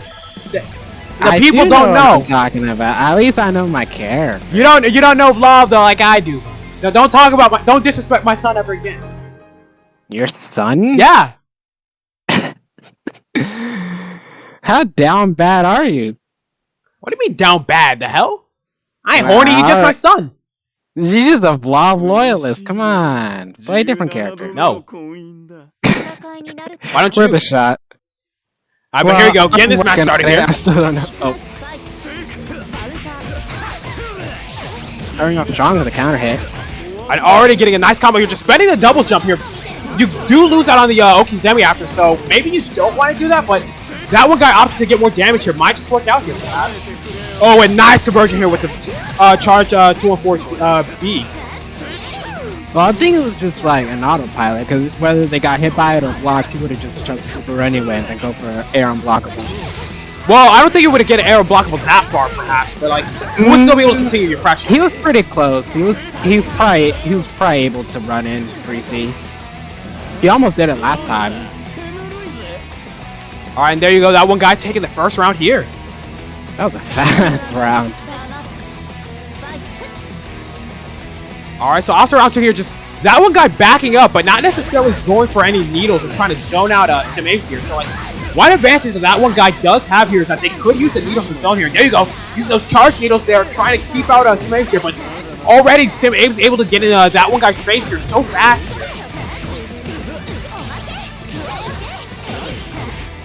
And nice air throw here, gonna get the knockdown and continue the pressure here, tagging the landing. If you do shield like Arcu and unblockables for charge C or charge 5B. Well, charge 5B is armored overhead, right? Yes, it is. Right. So like, you're not mashing against it. You either gotta like be close enough to throw it, which is a really ballsy play, or just block it, which it's reactable. So like, it's not hard to block. Or just use something that'll beat it, like a super, for example. And nice, the 236C, just gonna back off here. Holding that shield, and nice, the B teleport back and punching into the shield. We've been doing a lot of shield RPS tonight. RPS is pretty fun.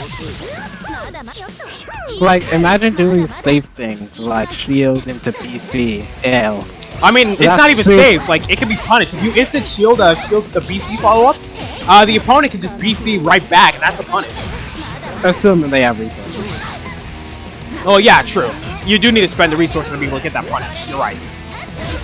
Oh, the fatal counter JB, but not getting a full combo here. So unfortunately, this is going to be an opportunity for Sim Apes to turn this around here. Landing on the other side there, but not getting a combo there at all. Not even going for a two-way right after. They catch the backdash though. Couldn't confirm. Oh, the bait on the instant shield there again. Throws in the corner. And then meaty low. Nice. Now I'm starting to use that 4BC needle, just trying to keep our Sim Apes out, trying to end this very quickly, and there you go. Catching the jump. I remember when that used to be a when that move in particular used to be a super in current code, and it used to be air unblockable as well. It was like it was a really messed up special back then. And current code was the last one, yeah, Zeroa. It was a special Zeroa had, and it was one of the reasons why he was so good. Is it was arguably one of the best specials in the game. It's nerfed here now, but it's still such a really good tool to have at Roa's disposal. I mean, I wouldn't say nerfed because it's H-Roa, not Zeroa. No, it was Zero. Well, I mean, it was Zeroa that had that special. This is H-Roa though. I'm saying that H-Roa have it back then too. No, exactly. That was a Zeroa special. Precisely.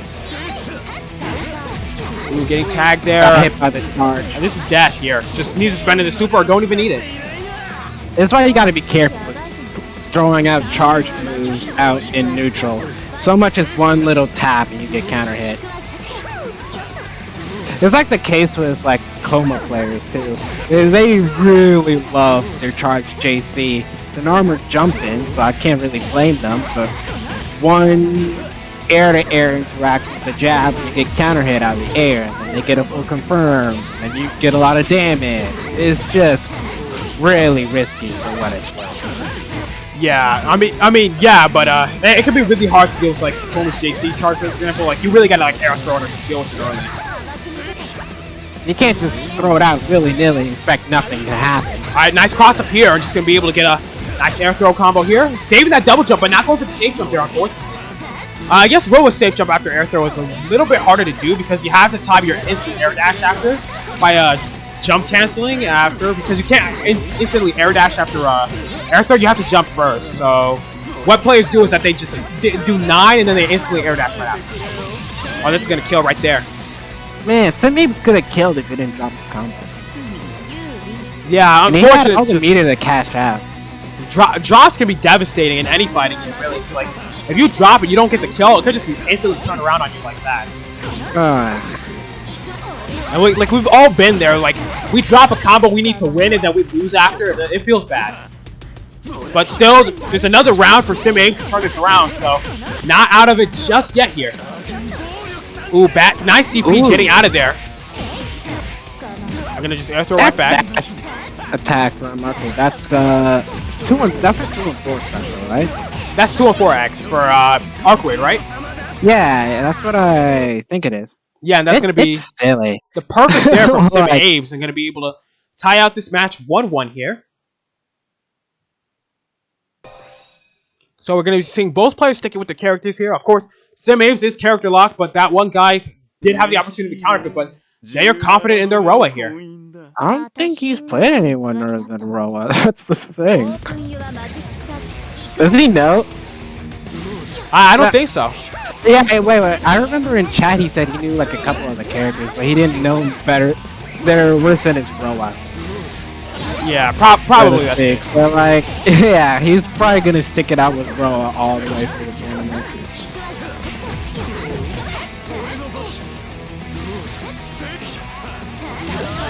Oh, nice charge 214B catching Sim Ames right there. Gonna be able to get a nice combo here. That's starting the pressure here. Rebeating here, continuing the offense here. Nice to air dash and get right back in, stealing the turn. Going for the double jump, get some more damage in there. A nice shield on the Neos here, but just that one guy just keeps on getting away with the instant shield base, just punishing it with the teleport on the B. There's the tackle again. It's a full combo. Corner. Missed the overhead. That's gonna kill. Yep. Interesting option to go for 2-3-6C there. They may be able to shield through that safe zone. Oh, nice. The anti with the he did with JC, fell to the ground, and then ate raw super, and I don't think it punished either. Yeah. This is gonna be an opportunity for Sim Ames to push the corner here. Oh, no counter hit. So nice. Punishing the standing shield attempt there. That one guy, and you're going to be able to push the uncorner here, but now just back into neutral here. Has to worry about dealing with the needles here.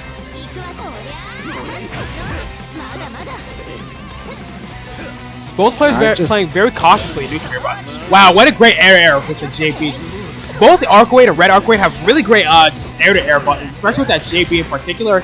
It is so good at smacking people out of the air. Ooh, nice reach jump from that one guy. Gonna send more, but try to tackle right through, but didn't work out there. Favor? It like sort of traded. It traded with projectile, but then that one guy got hit a bit too. Oh, nice 2-3-6C here. Just gonna back away here, just not taking the Oki after. Roa does get a nice mix-up right after that. Oh, bad 2-3-6C opportunity. Oh, that was. I thought that was gonna punish. How fast was the recovery on that? On a 2-3-6C? No, like Arku with super, because he tried the super just about as fast as soon as he was done blocking and he missed. I'm not too sure on that. Oh, nice, the bait on the shield there. And this is going to be a nice punish for Sim Ames here. But unfortunately the tech out, so now they're out of the corner. They're punish on the shield here. Fellas, you got to protect the Jays. Shield them Jays, buddies. Because if those Jays get hit a little too much. The shield here, but the teleport working out in that one guy's favor here once again. Sim Ames has not been ready for it. He's been getting all the shield RPS in this whole set.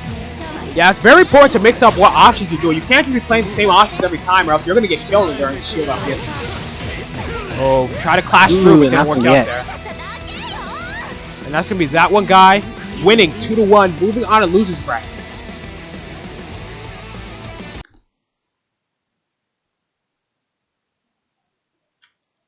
Interesting play.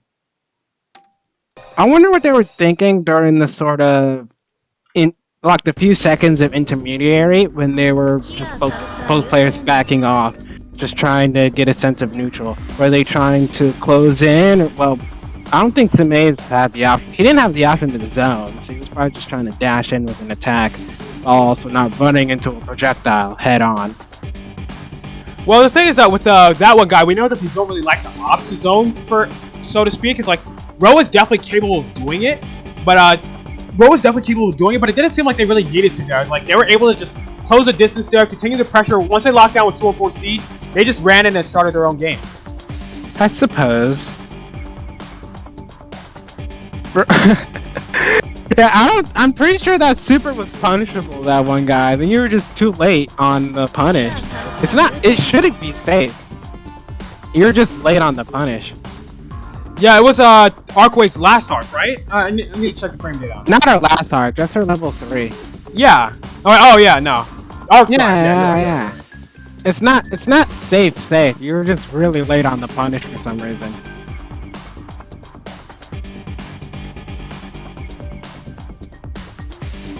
Alright, so up next here we're gonna be having Ratzel going up against Omega here, so kind of curious how both these players ended up in losing so early here, but still, this is definitely going to be a very heated match here for sure.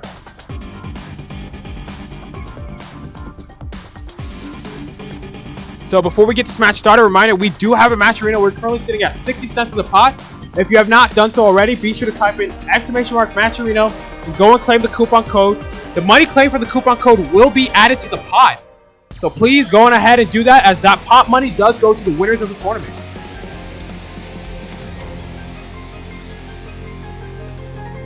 Wow, Ratzel's really sticking out with Kiha.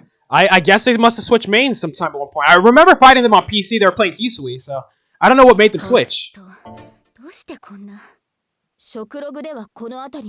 Maybe just getting some variety in. Perhaps. So already, Omega off to a great start, getting the pressure started here. Getting the rack of pressures here. A nice tagging Ratzel just when they thought they could move. And Saber's kind of like, well, would you call her mix-up heavy? Well, I wouldn't say mix-up heavy, but she's very sticky with her pressure. So, like, she does have the record pressure you have to worry about, and also 2-2C, which gives her plus frame. So, like, once she gets in, she can keep you blocking for a long time and just make it very ambiguous to know when you can get out.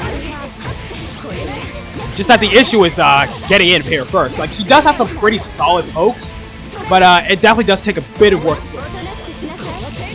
And just right here, they're having Omega having some trouble here and losing the round here. Nice idea to close out the OTG instead of going for Oki. Oh, nice. The 2-2C here, going to be able to get a conversion here. Oh, going same side, but taking the throw here. I suppose they both tried to throw. No way he saw that coming. This is going to be a nice combo here. Going to be able to get some nice damage. Over dropping it, unfortunately, the JC whipping there.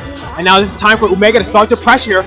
Oh, great shield on the overhead from the Rekka there. I'm going to be able to get a combo of their own here. But oh, what the heck? That JC turning on the other side there.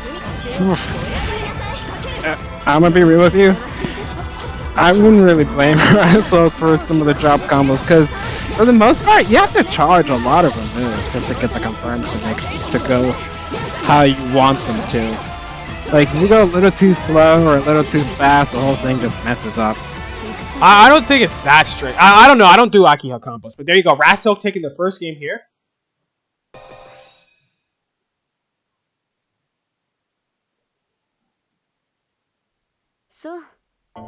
How do you think Omega definitely needs to work around all the zoning set play from Rasto?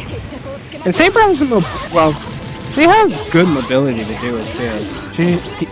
Omega just needs to find a way to get in and stay in for as long as they possibly can. Alright, now he's gonna get the air throw here, get some nice Oki started. Ooh, nice block on the move skill DP there.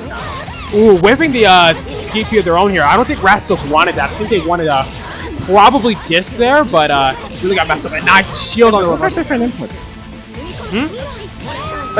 Like that DP, that's a literal dragon punch input. How did he mess that up? I don't know. Like, if you're trying to do 2-3-16, that's very plausible to mess that up. Yeah. Because like maybe you're holding forward prior and then you wanted to do 2-3-16, but instead it reads it as DP instead. I didn't know it would read it that way. Ooh, was not ready to shield after the safe jump there. In that situation, it was really risky for Omega to try that because after landing, you can shield the moon skill, and if you shield the moon skill, the opponent cannot shield back. So you definitely have to be cautious. Try to do a command grab. Ooh. But shields it. What? Yeah, he knew it was a grab, so he just backed out and shield. I mean, it is a grab. That's the thing. Up close. I guess it was just a little too late for it to be. It's just trying to be a little too funny. Is her grab frame 0 too? Yes, it is. Oh, it's not.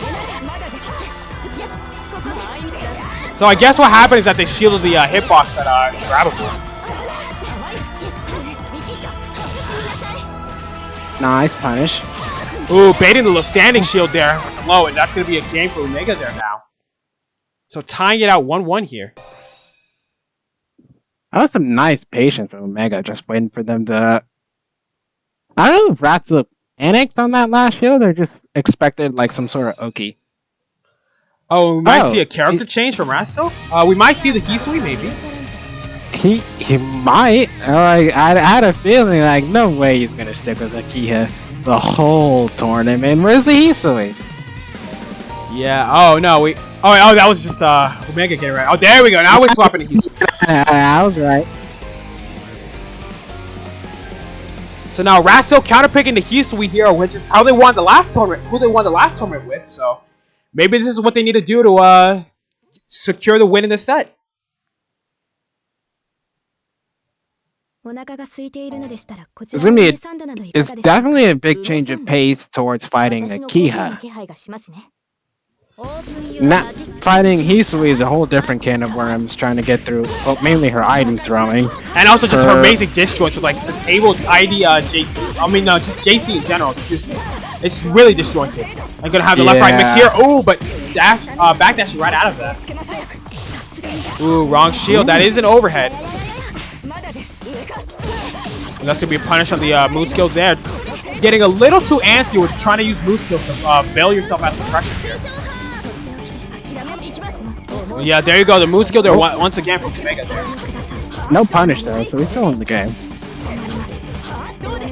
No heat though, so he's playing on a nice edge. Oh, nice shield on the heat. Great reaction from Ratso, seeing that heat activation it is really slow when you activate heat during block stun. So like, if you can react to if you're able to, you can react to the shield, the startup and shield. Nice, the table on the landing here, punishing. Just again, the table is such a potent jump in for Hisui. They'll be able to steal some turns with the record pressure here. Ooh. Armor's right through with the moon skill. That's gonna get the table here. And shielding just in case Omega try to reverse with this, so definitely not taking any risks there.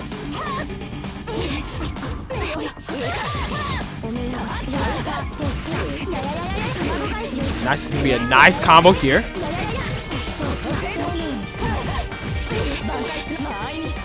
I was about to say, what is this combo? Yeah, just trying to get in as much damage as they can here, but... Ooh, nice, the backdash there from the moon skill. It's gonna be a nice combo here. Oh, and the reset! Gonna get the knockdown here, get some pressure started. Now just going back to the zoning, so definitely an advantageous spot for Ratso to beat right now with Hisui. Just trying to punish with the teleports, but that could be very risky, as that could be 3 seed on reaction, but I don't know if Ratso wants to commit to that. Oh, and wow, the chair. Give him the chair! And that's gonna be... So you can die from trying to armor through moves with moon skill. Yeah, well, I think they just got hit during the active frames. I'm not sure, but... Nonetheless, that's gonna be Ratso taking that set maybe 2-1 there.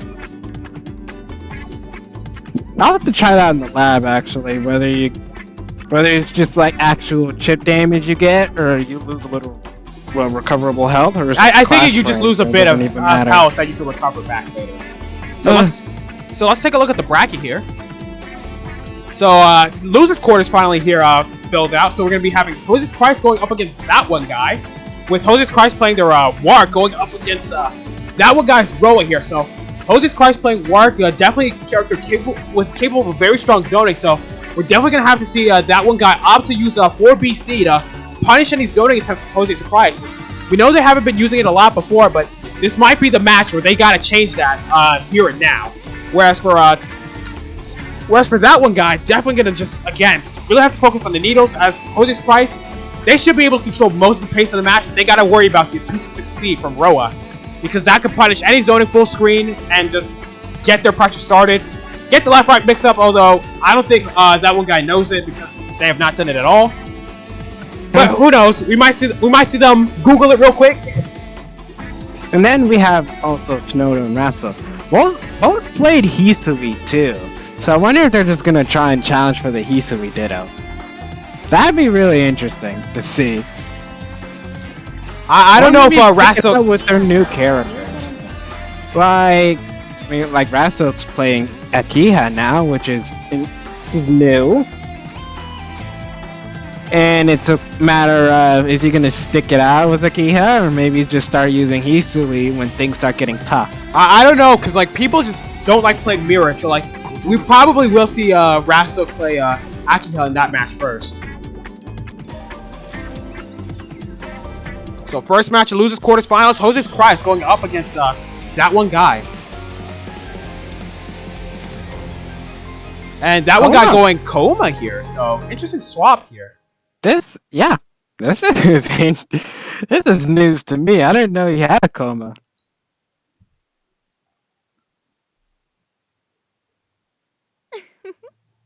So I guess everything I just said there at the beginning doesn't mean anything now, but Coma definitely Coma sauce though. That's what I want to know. Yeah, Coma definitely does have to work to get in, but he does have some tools to help him, especially with the armor, like on JC for example, but not working out there for example. So definitely gonna have to try again, try to find a way to get in here, but dealing with these discs is definitely gonna be a bit troublesome here for that one guy.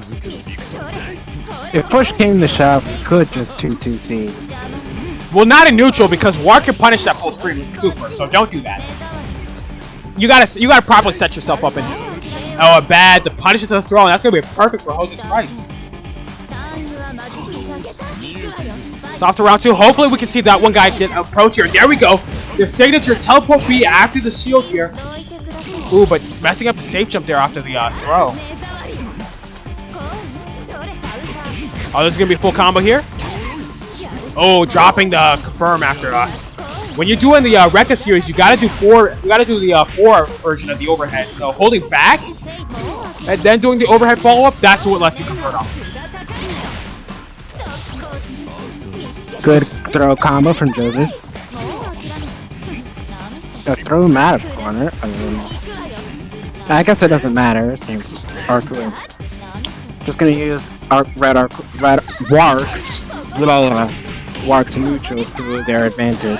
I mean, I think it makes sense, yeah, because like again, as you pointed out, there is the neutral advantage that Jose's Christ has, and also just look at the meter that one guy has. Like, they could go for their level 3, which is a 0 frame command grab, and will just blow up a lot of Oki. So like, definitely don't want to be put in this position where you have to guess between them. Just if you can zone them, I would rather just throw them out and do that. Oh, nice shield and going for the teleport here once again, and unblockable. That was really crazy to jump up shield. Oh, there you go. Gonna get the combo off of the throw here. Wark's throw is really scary in the corner. And just the run-up throw here again. Gonna throw right back into neutral. Get in that air-to-air. JC just... Wark's air-to-airs are just so big and hard to deal with. As they cover so much range. And also just give her good conversions as well. And ooh, the shield on the JC! This isn't gonna kill, but it's gonna be a lot of damage right there. See, so much health gone right there. And bad heat activation. It'll be a combo right here. Sees one more mix-up. Just a little off. Oh, the fatal counter JC, but not gonna kill there.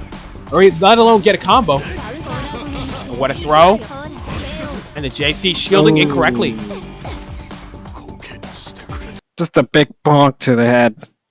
Yeah, that's gonna be the first game going to that one guy, figuring out how to get in on Jose's Christ here, and just making it really hurt. As Coma, definitely one of the characters that has above average damage output in this game. Probably one of the highest damage outputs out of the entire roster here. So like, getting hit by him is not fun. And when is it ever fun? Never. When is it ever fun to lose? Yeah. Oh, I guess if you're learning, it is. Well, maybe if you're the Kuma player themselves, it's also fun being on the other side, dealing the damage. For sure, of course. Having nice big damage is nice. Ooh, try to teleport punish here, but honestly, you could have just held shield, let it recover, and then you would have been able to get the punish after, but oh well. It is what it is.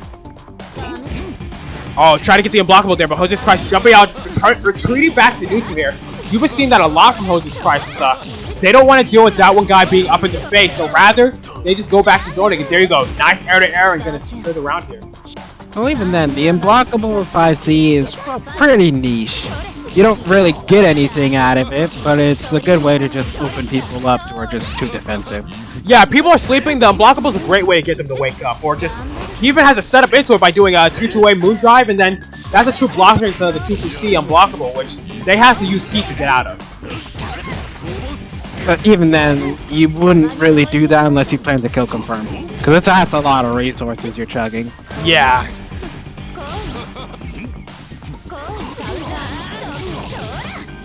Nice, gonna get the nice corner carry into right here. Nice, the bait on the DP there, just really risky to do, especially with how many reversal options that one guy had at their disposal. They could have done a command grab at any time and blown up that shield up, especially with the super command grabs with 204C and 236BC, and that's a game going to Jose's Christ right there, tying it out 1-1.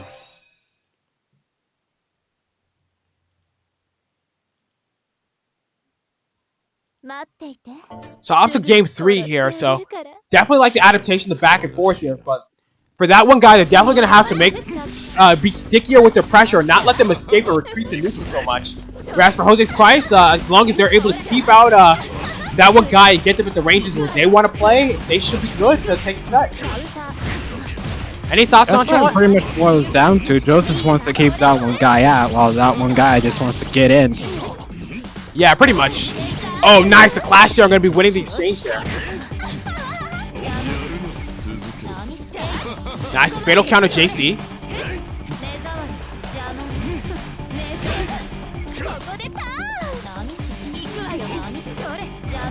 Still continuing to control the space of the match. You're just zoning here. Nice throw punish here. And just it's been really hard for that one guy to try and approach here. Oh, the super, they're not working. That super does not have info. But that one does, and that's going to take it. So now Jose's Christ just one round away from taking the from moving on into loser semifinals here. But nice, the JC fatal counter, but unfortunately not ready for it. Those fatal counters are really big in this game, so like being ready to convert off of those is really important in this game. As you can just cash in and get a lot of damage. That's what makes jumping risky Melting Blood, despite how much of the game is played in the air. One thing I'm curious about is why that one guy's so liberal with his meter. He's almost never used the bar. Yeah, for sure. Just hoarding all that meter, not really using it. So that is really interesting. There's nothing wrong with saving it, but get a little greedy. Come on. Use 2-2-C. That's a great use of meter for gold. It's the neutral skip button. And there's so many ways to set it up, both in and like especially in blocks. Like if you do 2-2-A on block, you can do 2-2-A, 2-2-C. That's a safe way to set it up right there. And then they have to respect your pressure, and you win neutral. It's like we definitely have to see some 2-2-C from that one guy if they want to be able to get in here. With the health deficit, they got to do it now or never. He could just heat at this point. It's going to be really risky too, because again, Jose's Christ can punish him. What an unblockable. Yeah.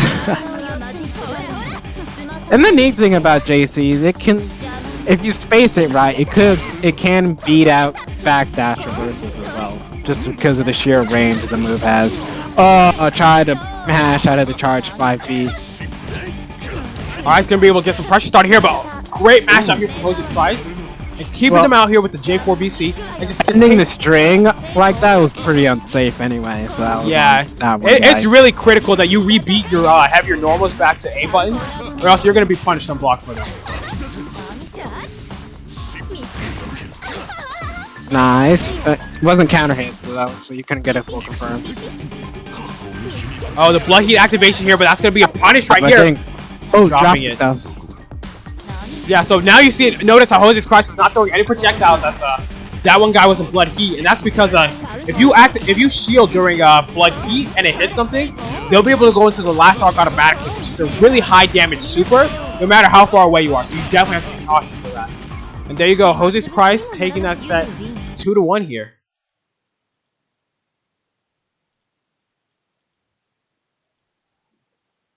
So overall, great match here. Just really, really close too at that. But Jose's Christ finally able to move on here and just take the set. And we're going to be seeing them again in loser semifinals. I just don't get... Well, yeah, great match. Super fun watching. I just don't know why that one guy was so reluctant on using his meter. Like, the only time he's really used... Like, that one round, he had 4 whole bars the whole game. He only used like 1 super and chugged the rest of it on a blood heat he didn't even capitalize on. Not something I would recommend, but I'm just trying to wrap my head around the thought process on why you're so reluctant on using your meter, using the resources you have available to you. I mean, maybe they're just like not too used to playing Coma yet, so like they didn't understand. It's like, okay, what are some good ways to spend meter? Because like when they were playing Roa, they were always spending meter on 2 and 4C. They knew how to spend that meter, but like with Coma, you got to be spending that meter on 2-2C a lot. Like that's really where the main usage of meter spendage goes on outside of combos, of course. Yeah, he doesn't even need the meter so much for damage. He already does good damage. So you could use the meter for utility as well to make life easier, not only for neutral, but also hell for the opponent as well. Oh, I might actually see the Hisui mirror here between Wrath Silk and Snowda. Or is Wrath Silk switching here? Yeah, see, I knew there was going to be a mirror. There had to be a mirror. There can only be one Hisui player. Oh no, maids instead. We get tricked. I mean, does it? He's starting with Hisui, so it kind of counts. I mean, I don't know. You could always swap off before the round starts by doing 2-2D. There's a symbolism with who you start with, whether it's Hisui or Kohaku. Yeah, I'm just saying you always start with Hisui, but you can always swap off by doing 2-2D, even before the round starts. Oh, nice. A shield here into nothing.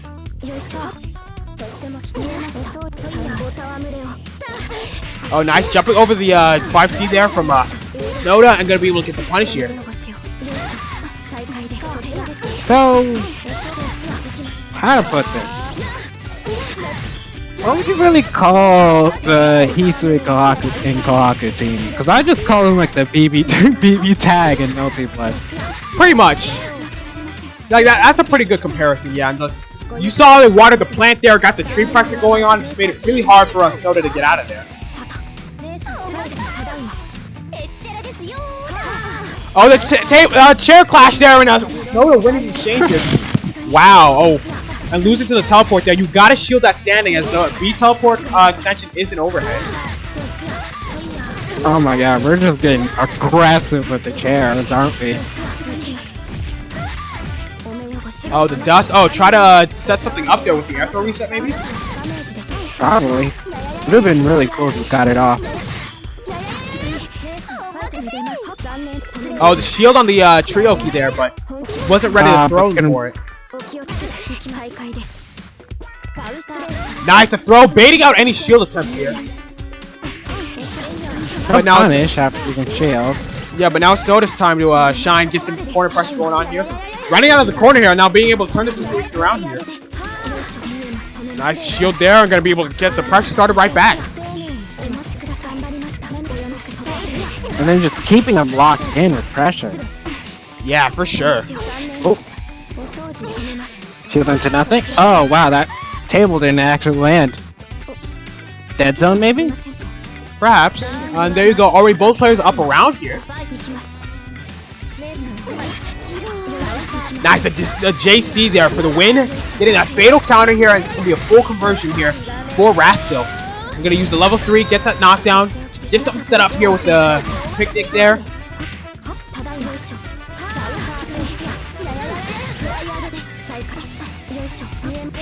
Oh, bad shield there. That's gonna be a fatal counter here.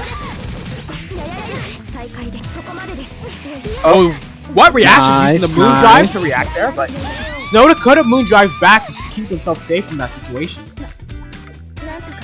It's kind of hard. Well, not really. It takes a little. It's not hard. It takes a little adjusting. Yeah, you just gotta be ready to like be mashing moon drive when you see the pause there.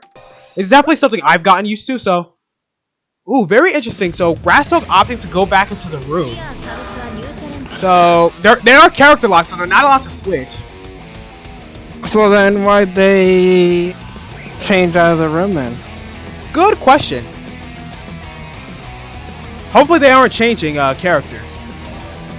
They can't. Maybe they're just changing leads. They could do that. Technically.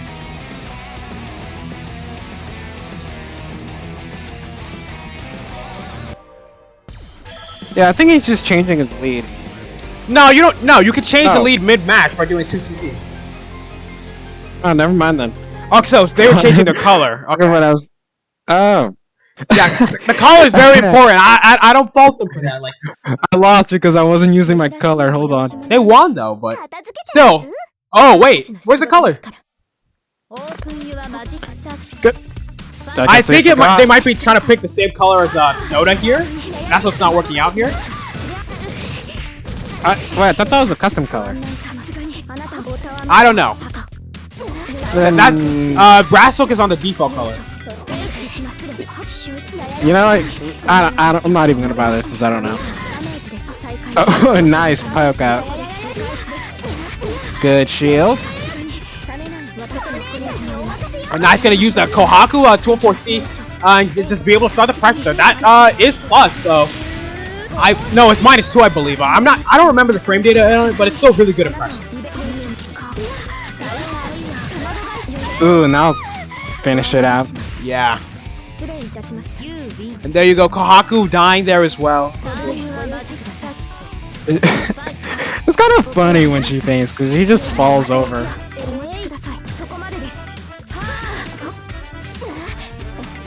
Oh, missed the table and. Oh, gonna clash here, but that's gonna be a losing inter. Oh, what? Rassilk winning that exchange there. Oh, this could be a 50-50 here. Oh, why does that happen? They don't say they needed this. They need it. I need an explanation.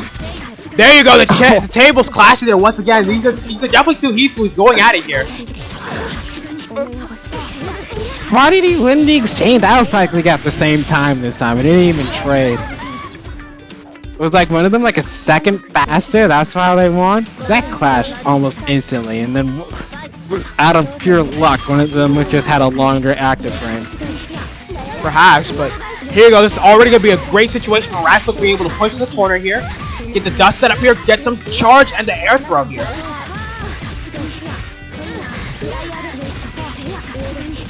Nice, just continuing the pressure in the corner here. Accidentally got shielded. I think they want to throw. Oh, but speaking of which, gonna throw the shield attempt, trying to get the blood heat, the last arc there, but not working out there. Nice tech throw. Oh.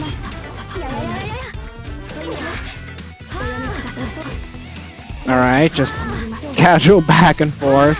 Just trying to get clean hits in. Oh, there's the starter. What's the going for the fake cross up table there.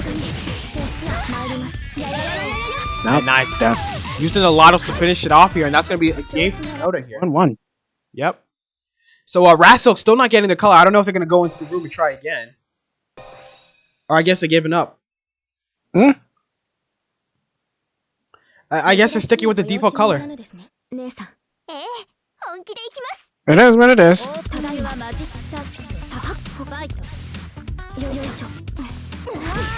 Oh, nice chair already starting it off here. I'm getting a nice conversion here.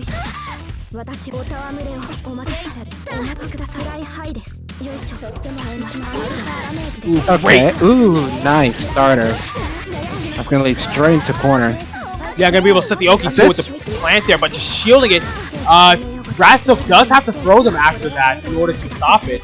If you time the plant Oki correctly, then you could throw them on their wake up and trying it. He could also just anticipate the shit if that's all they're gonna do. Nah, but it's probably in reaction to the plant, so like that's probably why you want to. It is. Yeah.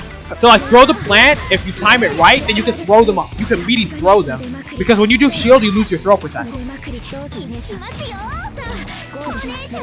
What I'm just wondering is, if you know they're gonna shield, why not just punish them for doing it?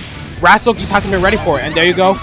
Snowda taking another round here. Now they're just one round away from moving on to losing semifinal here. So Rassilk's definitely gonna have to step up the game here. Nice, the table here gonna get a fatal counter. This could be a great corner carry, gonna set up some nice Okiak. Gonna catch a jump in there, just making sure they don't get out. Really great use of the assist there. Just, the synergy between both the characters and just how great their neutral and pressure control are together.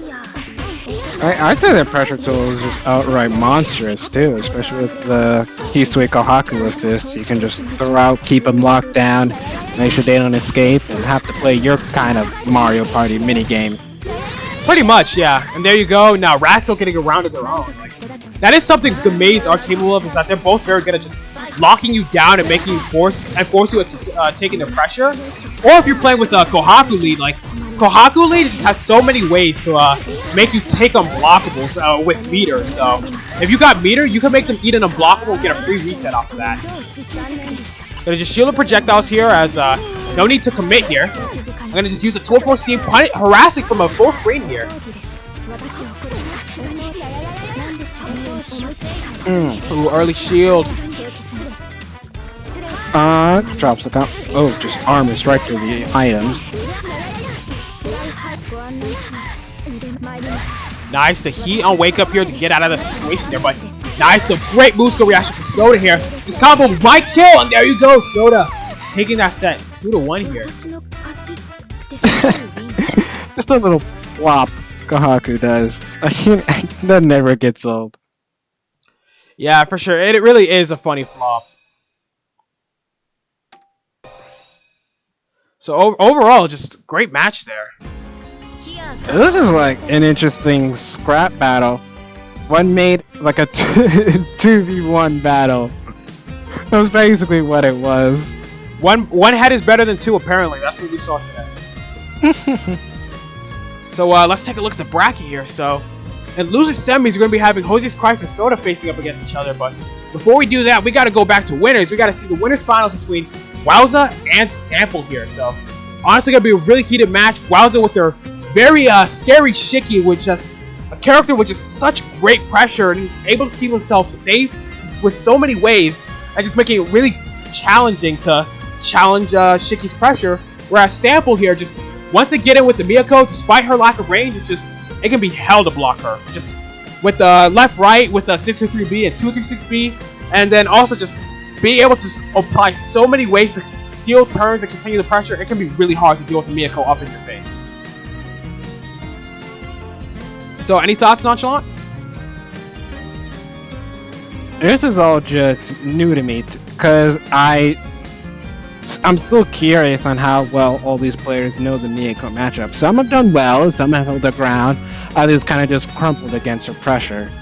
So I just want to feel like, how experienced are they really in terms of fighting Miyako? Because, well, we can all just say, wall her out, she has no buttons, but if they don't know that, or if they don't have the means to do that, then they have to get a little creative. Oh, would you look at that? We got $10.60 in the pot, but you can add even more into the pot by typing in !matcherino in chat, and be sure to claim that coupon code already if you have not already. Claiming the coupon code on the Matcherino page does add a free 10 cents to the pot. So if you are watching right now and you have not done that already, please go on ahead, take 1 minute of your time and do that now. You can also do the sponsor quest, which is very easy stuff like subscribing to somebody on YouTube or following somebody on Twitter, and you get to add even more money to the pot absolutely for free. Every little bit counts, so please go ahead and go do that now if you have not already. But with that, we got Sample up against Wowza here or now.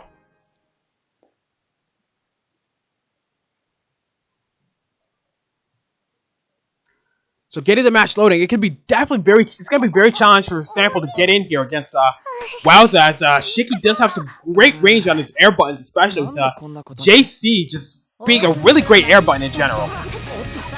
Both players kind of want to get in too. So it's kind of just whoever gets their pressure first. And already here, Wow's off to a great start, getting the frame trap with the 5C here, gonna get a full combo. Oh, but unfortunately, accidentally going for the full combo there. The full auto combo there. Normally for that combo, you just want to go straight into 3C, like that. Ooh, try to bait something with the shield. And great move skill DP. Just great use of using the move skills there to deal with the left-right mix, so then you can just rely on the armor to bail you out. So... Ballsy wake-up throw.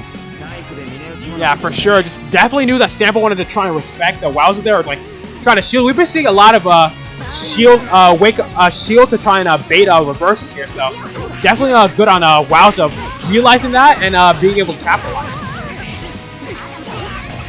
Nice DP here.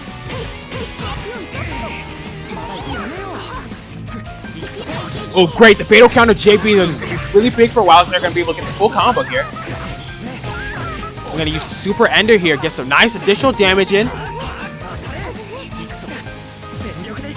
going to pop the Moon Drive here now. So now they got the access to the armored moon skills now. I wonder what you're going to do. Oh, moon skill DP. All right. Oh, going for the level 3. This is going to secure the kill. Nice. So already first game. Already the first game is going to Wowzer here. So this set is first to 3. So Wowzer, so both Wowzer and Sample, the winner will have to win 3 matches here in order to move on to grand finals. So there's definitely gonna be a lot of time for Sample to adapt after that first match and quite possibly turn this around here. It's kind of just formulating a strategy and how to deal with them. Yeah, for sure. After that match, it just really got cauterized by Wowzer's pressure here. So Sample may have to like consider reevaluate some like defensive options to pick to try and get out of here. But I will admit it can be hard, especially with how Shiki just outranges here. But great DP from Sample here. Going to use the meter to convert and get the safe jump. Ooh, and the DP Moon Drive, but that was the A version because normally you can't activate Moon Drive if you do an invincible move. Yeah, so it was just to stay safe, really. Yeah, but ADP doesn't have invul, so they could have gotten medium for that. It is what it is. Either way, it worked. Well, yeah, because Sample wasn't there in time to medium, but there you go, getting the quick kill right there.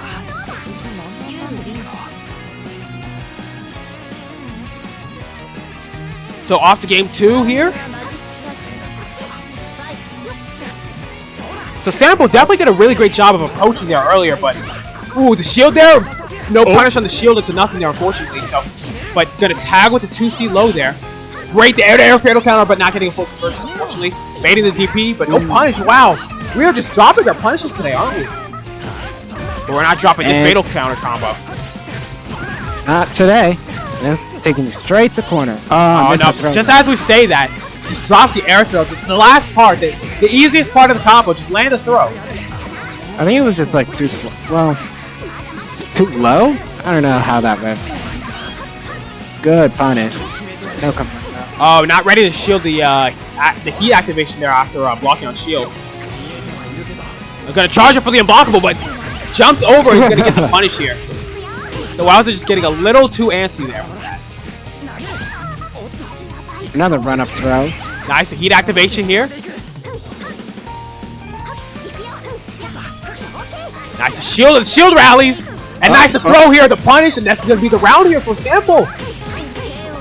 Wow, what a shield rally, huh? Just kept on going back and forth. Like tennis. Perhaps. So now already both players tied 1-1 here, just already looking like a very heated grand winners finals here.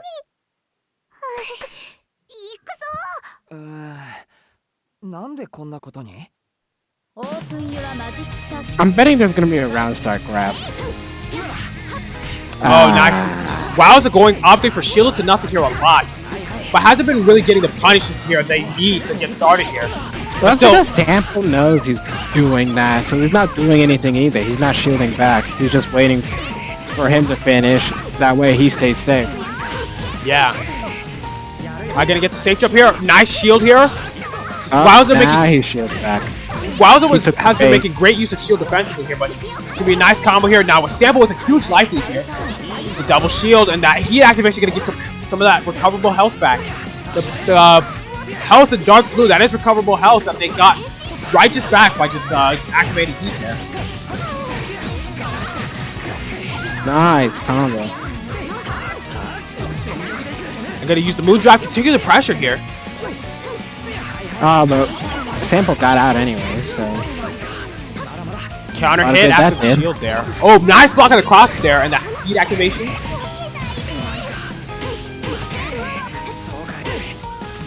Ooh. One more hit and that'll do it. Yeah, honestly, but with Miyako, yeah, she has the mix to make it really ambiguous. But speaking of mix, we got the unblockable from Wowza there, but unfortunately gets attacked by the jab, and that's going to be another round going to Sample here. Sample really has leveled up. Like, they're holding their own against a former tournament winner here. Or 2 tournament winner here, Wowza. So, we might just see a new champion. We might just see a potential new champion here as they could move on to Grand Finals, but I don't know. It's too early to say. Ooh, going for the charge, JC. Don't count all your eggs in one basket just yet. Yeah, for sure. I mean, don't put all your eggs in one basket. Yeah, however that saying goes. I'm gonna use the super conversion here, get the air throw. Going for the shield there, so I think they might be trying to offset like they're messing up, or they're just hard committing to it. But there you go, gonna be a great situation for Sample here. Nice confirm. Oh, but unfortunately, too antsy with the shield there, and the unblockable. Caught you sleeping. Caught you snoozing.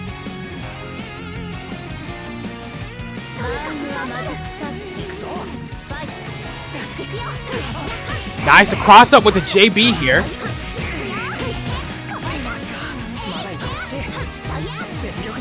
Gonna use Moon Drive, try to get out of this pressure safely here.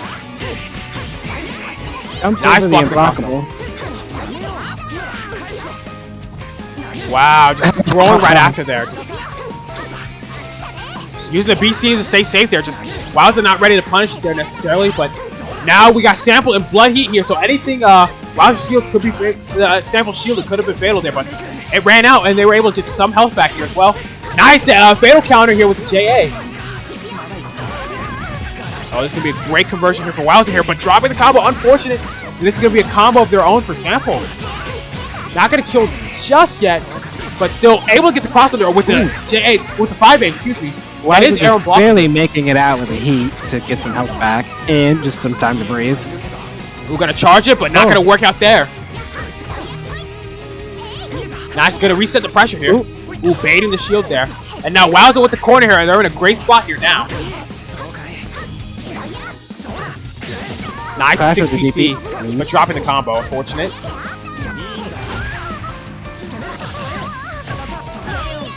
A nice slide there. And that's going to be a way to close out. For sure, that's going to be game 2 going to Game 3 going to Wowza there. That's going to be up 2-1.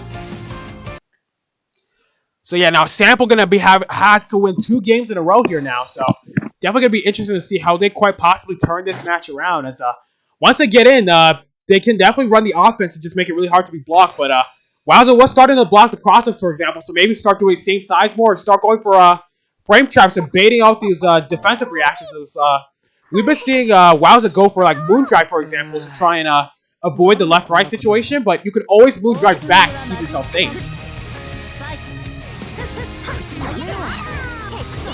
Nice, going to continue the pressure here. Already having Wowza in the corner, stuck in a bad spot.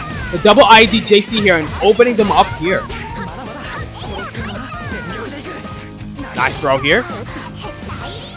Not going to work out there. Whoa, that armor. Yeah, it clashed with the JC, with the 5C, but even then, yeah, because that's the thing with Charge 5C, it actually does have the clash rate on it, so you can't necessarily challenge it. Great, the Moon Skill DP there to bail yourself out of that situation there. And already looking like a clean match for Wowza there. So now Wowza just a round away from moving on to Grand Finals. But definitely, Sample's definitely going to have to step up the game here. Oh, what a fatal counter. He could just start getting maybe more aggressive, but I'm not too sure. I don't think so. Like stuff like shield mind games here, and also just like mixing up your offense. I think that's where Sample's faltered right here. As just Wiles has been able to block more confidently what Sample's been doing. What a DP here.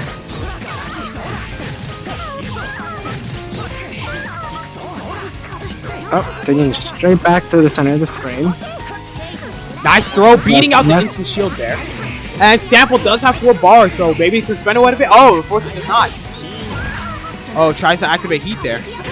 Oh no, they both activate heat, but Sample going for the level 4 here. There we go, finally. Yeah, great use of activating Moondrive to combo into it, and that's gonna be a lot of damage. Gonna be a nice knockdown, baiting the DP there with the shield. Might turn this around here now. The clash? Oh, the shield situation, but not punish you just yet. Now just gonna be backing off here. Not a great situation for Sample, but already getting that JB, beating out the low shield here, taking a round for themselves here. Still, this is set point for Wowzer here. So Sample just did a normal jump in and Wowzer reacted with a low shield. Yeah, low shield is very strong defensively, but you really gotta be careful when you do it. Quite frankly, honestly, I've been using stand shields more myself because more people like to use IEDs more in resetting pressure because of low shield. So I just been opting to use stand shield more, right? Huh? Then actually using lows, right? Because there's only so many times you can do lows. Yeah. Oh, this is gonna be a nice conversion here, and already taking that round there very cleanly, and that's gonna be 2-2 right here. So we're already moving on to game 5 here. Wow. In winners finals, mind you. Just there's been a lot of adaptation from both players, left and right.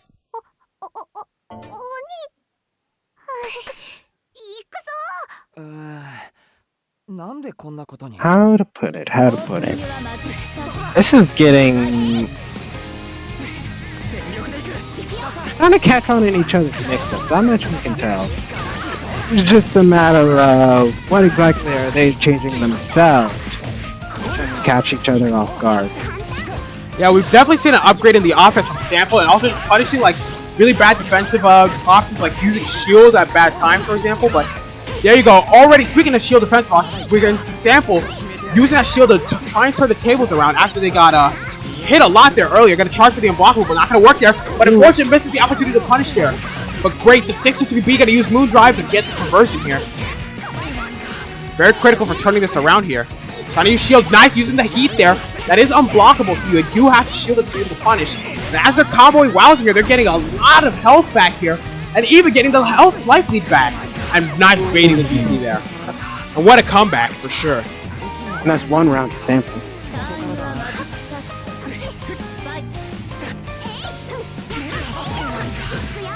Alright, nice confirm. Thrown right into the corner. Nice blocks on the 63B. That is punishable on block, so the mix-up is very hard to block, but it can be very risky as well. And even when you're in the corner, like, you don't have access to the cross-up, so like when they're dashing up like that, their only option is really the 63B. But the run does look a lot like their normal run, so they could just run up, go low, so it could be really tricky. Nice, the run under, going with the 2C for the punish. And this might be the kill, going for the level 3, get the install in. And the benefits after doing the level 3 does carry over between rounds. So very clean match right there, but now Sample's gonna have to go up against Shiki with access to the 2-2X special, so definitely gonna be even harder now than it was before. Nice shield and baiting it. And the unblockable with the 5C here.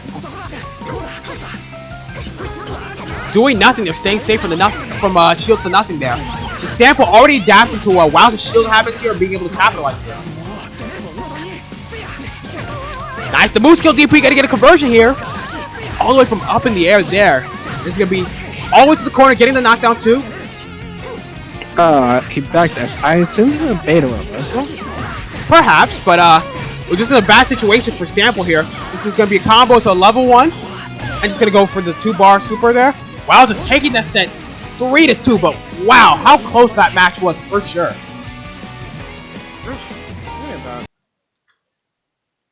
And Sample put out one heck of a great fight. Putting Wowzer on the ropes like that. He adapted pretty well in such a short amount of time. Yeah, for sure, but we're going to be seeing Sample again down in Losers Finals, but before we get to that, let's take a look at the bracket here. So, top 8 here, we got Wowza sitting in Grand Finals on the winner's side, whereas Sample is going to be sitting in Losers Finals, waiting to challenge the winner between Jose's Christ and Snowda. So, Jose's Christ with their amazing work, just being able to control so much of the screen with the rings, and also just knowing when to switch to the offensive as well after they've conditioned respect for their opponent. Whereas Snowda, which is their really strong Hisui, another character that has a really strong zoning game as well as being able to switch on the fly between offense and rushdown. But Hisui does have some of the set play as well after getting the knockdowns they need. So definitely going to be a very interesting match we're going to be having. So any thoughts, Nonchalant?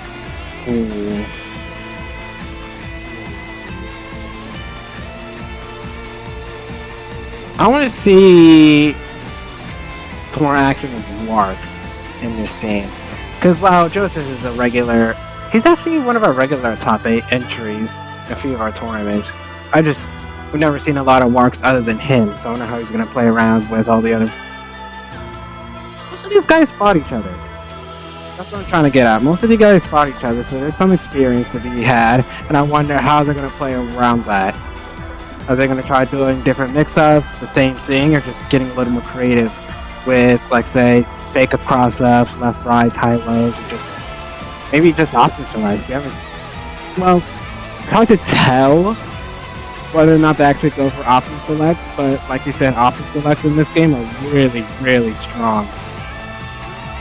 Yeah, there are some option selects that are really important to learn. It's a lot like a Uni in that sense, another game that French Bread has made that you really got to understand these option selects. Like, even if you don't use them, you got to understand how to deal with them on defense. But we haven't really seen players use them, so to speak, here. So maybe might not be necessary. As if they're not using it, why bother?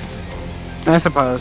But I guess if there was one player that started learning these option selects, like, they would be a cut above the rest of everybody else here.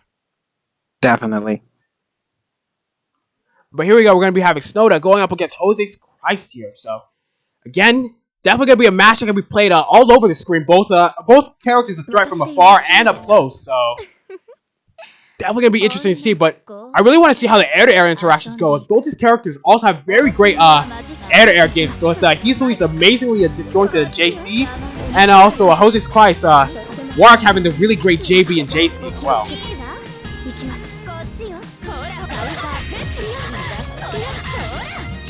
Alright, and already Jose's Christ getting the first blood here. Gonna be able to take the corner here. Nice disc Oki here. Gonna use the move skill to get out, but unfortunately, Jose's Christ not ready to shield. Was he able to confirm after that? He's able to confirm after that? They could have, but Snowda wasn't ready. Could be a nice combo here. Going for the fake cross up there. Not gonna get much of a conversion, so to speak. Oh wow, that just went. That just threw the item?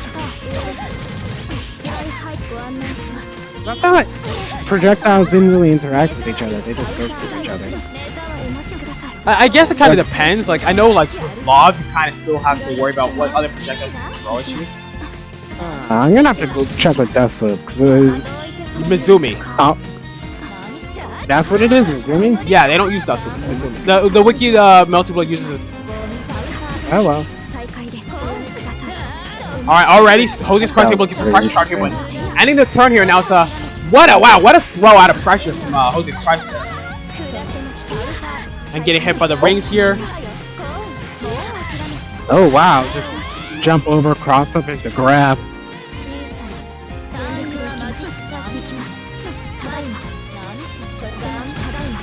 Ooh, getting tagged by the projectiles there from Snowda there.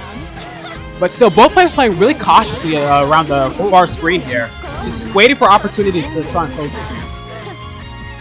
Yeah, just going out to get some items and to chip away a little bit of health. This is going to be a nice combo here. Going to get the knockdown with the super. Ooh, try to bait something there, but unfortunately, not much came out of that. The chair clashing, charge 5C. It really is just a menacing button to use because the clash rings on it. You're getting hit by this chair whether you like it or not. Yeah, pretty much. But here we go. We already got Jose's Christ out of the court pressure, but Nice heat and gonna just heat right back as both players getting some health back after popping the heat here. Nice, the mood skill here, but not gonna get a conversion here, unfortunately. Not doing the follow-up after, which is a big deal, but still. The Moon Drive Spoon Ladle is just so good for it's a really strong move skill. And it can chip on block, can it? Yeah, most matches can, but Right. oh, nice, the overhead mix. Ooh.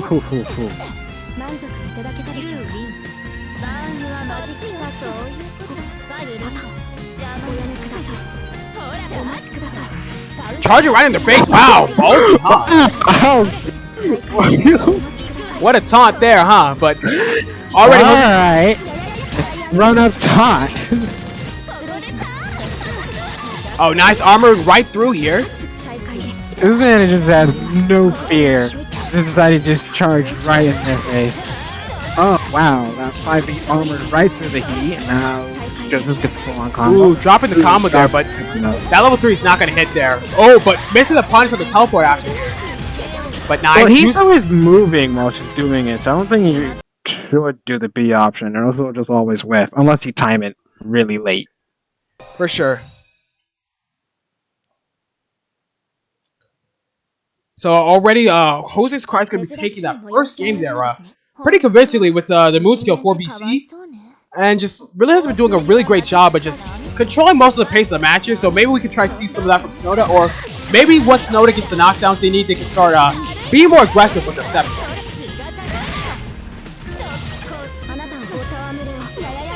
Nice, the mood skill Lotto here going to get the combo here. Oh, but dropping it, unfortunate. So now we're back to the full screen here. Jose's Christ having the upper hand here, apparently. Compared to Snowda, who is just... Those projectiles take a bit of a while to get there, whereas Jose's Christ, those rings just get in there, like, right there, just instantly. Beady onion rings. Yeah.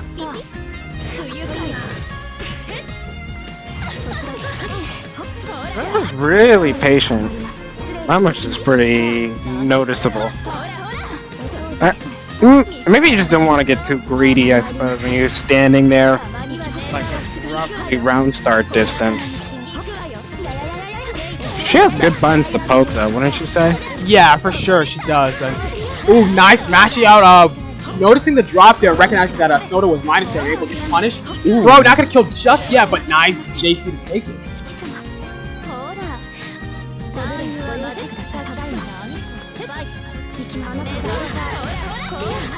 Oh wow, just round star projectiles, we'll confirm. Shit, field RPS, at it again. Alright, nice, he's gonna get a nice conversion here, and air throw ender, gets some started, but nice, the heat on wake up here from Jose's Price, not wanting to deal with the situation there. Oh. Wow, what a shield on the level 3 there.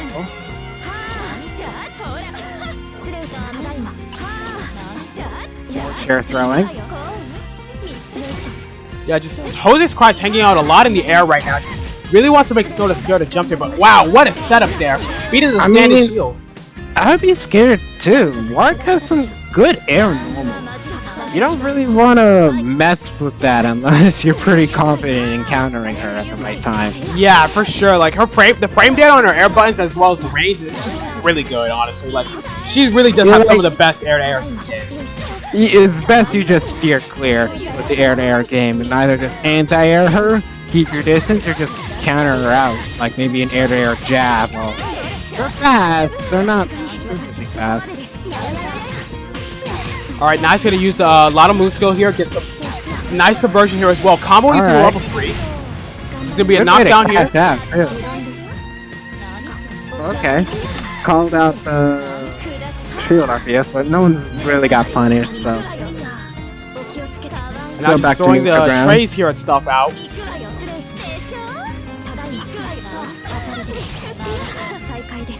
Oh, drops the combo. Getting a couple straight hits in. Whoa. That was safe? Apparently.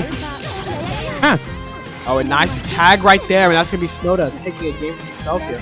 This set, on the other hand, is best of 3, so best of 2. So Whoever wins one more match here, whoever wins the next match here is going to be moving on to losers finals and going to have the honor of facing Sample.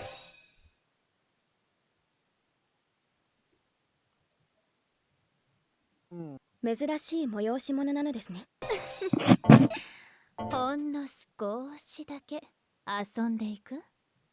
think it'd be a good idea for Snoda to rush down? Well, once they get the knockdown they need, yeah. So like, I think they might have a better time rushing down than they would trying to outzone Jose's price. Because, like, they're not going to win that game against Jose's. It's not even a matter of trying to outzone, just controlling the screen, but just it doesn't give them the time of day to do that. Oh my god. Just the clashing with the charge by B, yeah. And they were managed to stay safe in the end.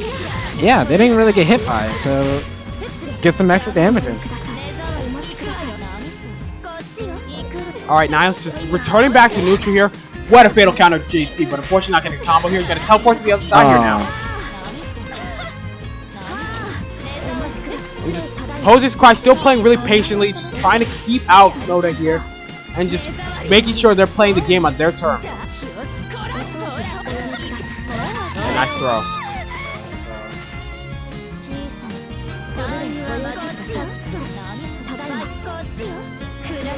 Now just gonna retreat back here once again, but unfortunately retreated too far, getting to the corner here, but that throw moving them forward just like we saw the other last match with Jose's on stream, where they used a throw and it threw him on the other side after the air dash. Why did they do that? Is it because they like inch forward because of the whiff throw animation? Probably.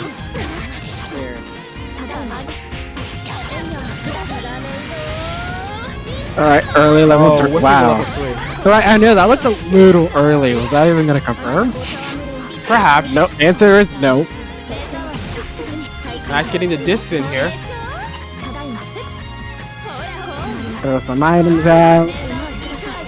Yeah, really just playing it nice and slow here, and just trying to cash out on damage when they can when Snowda overextends here. Nice, using that heat option select there with the two-way shield. Finally, people using the options like I'm talking about. People actually listen to me. Oh, and open up by the charge 5e. And there you go. Jose's Christ able to take that set 2-1. You know, I have a question. Is there a reason for selecting what item you throw with E-Sweep? Because I know depending on the direction, you can throw out a different item. But is it really that big of a deal if you could just throw out whatever? Yes, it is. Because the items go at different angles. So being able to throw items that cover different angles, you definitely want to do that.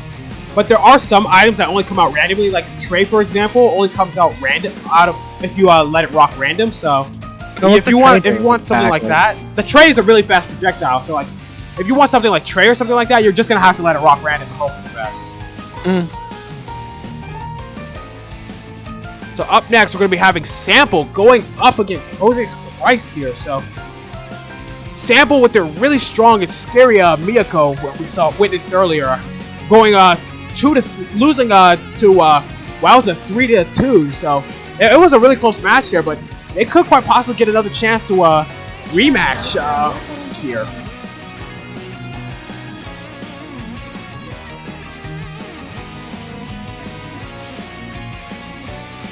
So we're gonna get both players in here now.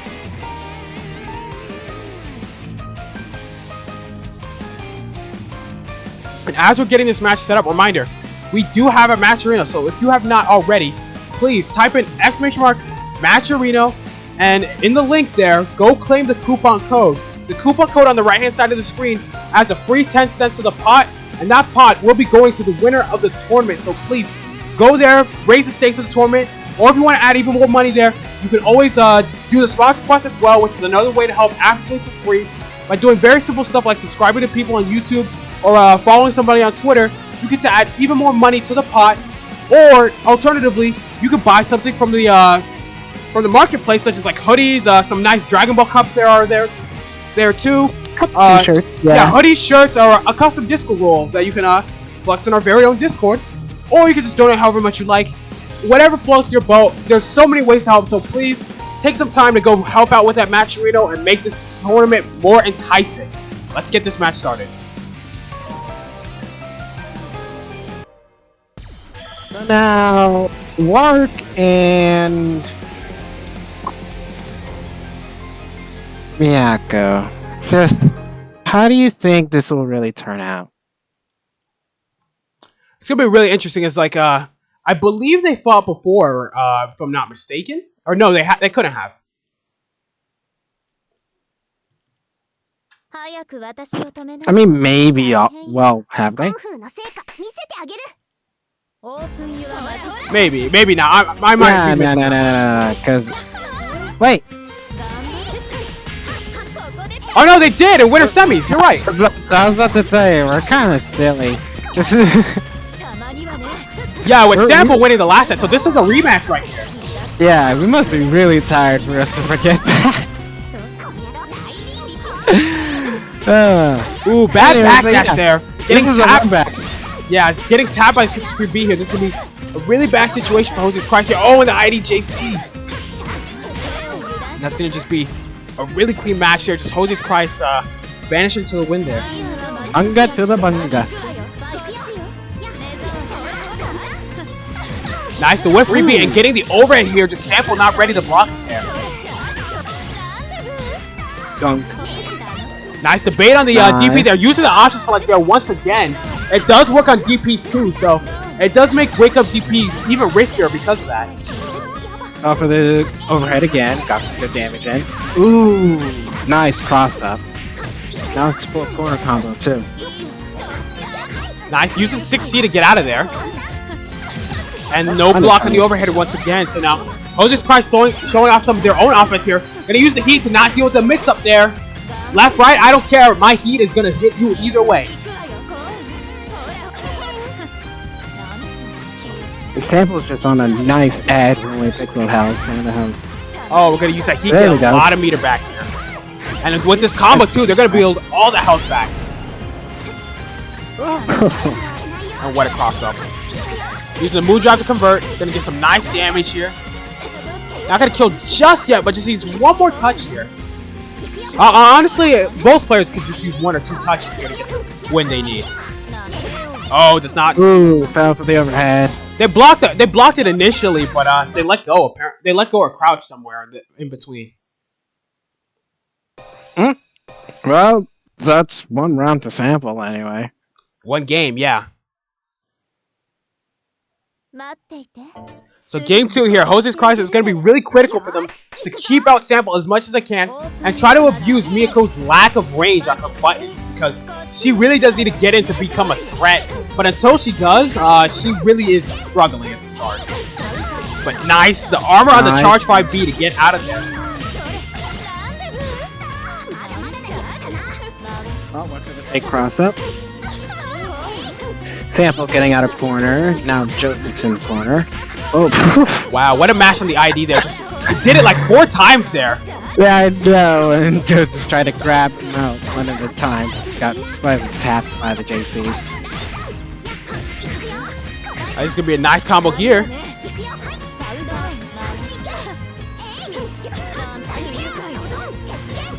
Alright, nice blocks here. Oh, but unfortunately, trying to tech throws here, but Jose's Christ falling for the IED, so like another lesson on option selects here is that you can also option select your throw techs. Nice idea to clash with the special and then use super to get some damage. For sure.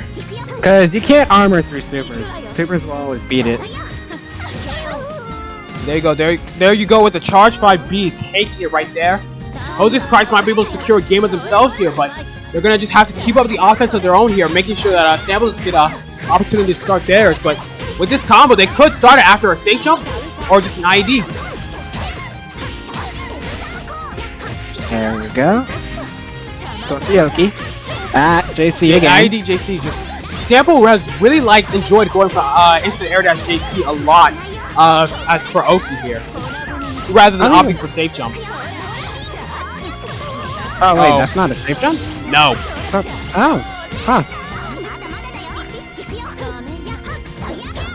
And Jose's Christ does have a DP, so like that does make it even riskier to go for that. But we've noticed that Jose's Christ is honestly can be very reserved on defense. Like has not really used DP defensively that much, if at all. And great job of them using that JB to control the airspace to make it really hard for Sample to approach here. And there you go, finally landing a hit with that JB there. We're going to be able to get some nice corner carry here with that air throw too. Whiff punish on the, well, whiff on the DP, but no punish.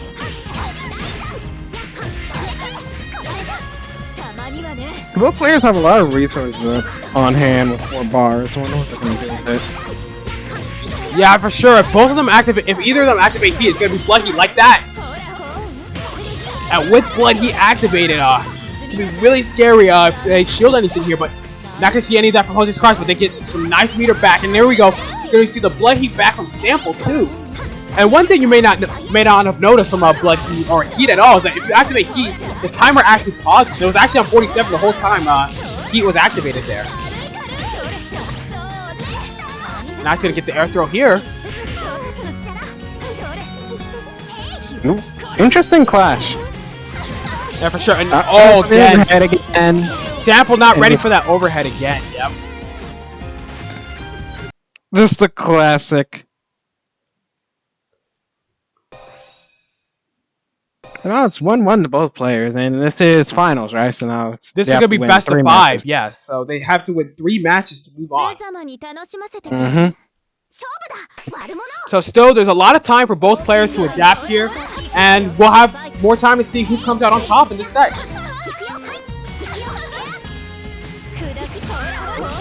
Oh, nice conversion there after the disc there, but unfortunately not able to get a full combo, or let alone an air throw to end seal the deal and get the Oki. And now Sample gonna get a nice combo here. Nice blocks on the overhead here. And using Moon Drive to continue the pressure here and keep himself safe after the 63B there, as that is punishable. Jose's getting a little grabby hands with the wake up, with the throws out of pressure. I think they're just trying to tech, but what's happening is that Sample is baiting them by air dashing over them, which makes raw tech really risky in this game. Like, even though throws have low recovery in this game, an instant air dash is still smoking at any day. Ooh, tries to use the armor on the charge by B to get out of there, but unfortunately did not activate in time. Nice punish on the reversal.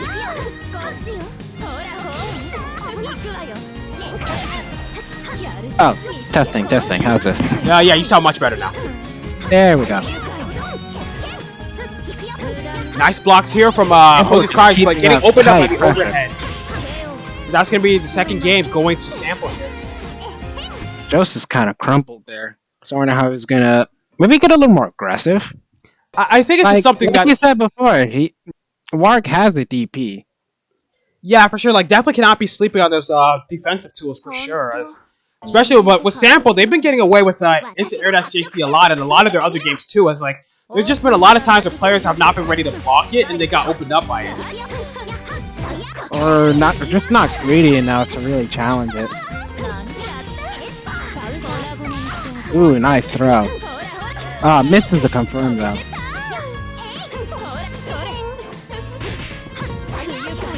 Alright, here we go with Miyako pressure. And going to arms through the mesh.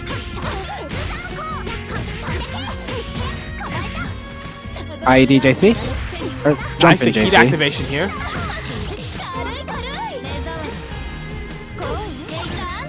And nice gonna convert it to the air throw there.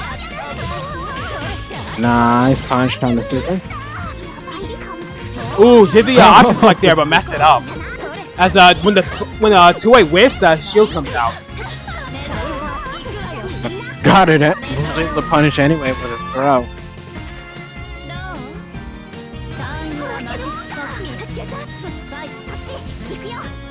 Alright, so already just jumping back here, trying to control the screen space here with the projectiles and the air-to-airs too. Just definitely playing very cautious. Does not want to let Sample get it started and get in here. And nice slapping them out of the air, but already stuck in the corner against Sample. You're not a great spot, but able to reverse that situation with the air throw here. Great spot for Jose's card speed, but also getting tagged here. Be some good damage. Yeah, for sure. Nice moon drive on wake up, but the shield from Sample here. Nice wake up throw. Ooh, mistime the meaties. Now they're gonna get punished. And now, ooh, guess not. Didn't kill. Justin's popping off heat, getting some health back, and now just moving back to neutral. Oh, nice throw in the corner here. And being able to convert off a throw in the corner here, it just really helps Jose's Christ just capitalize off of that throw even more. Oh, getting counter hit cross up, and that's it. Yeah. So now just Sample a point away from taking the set here.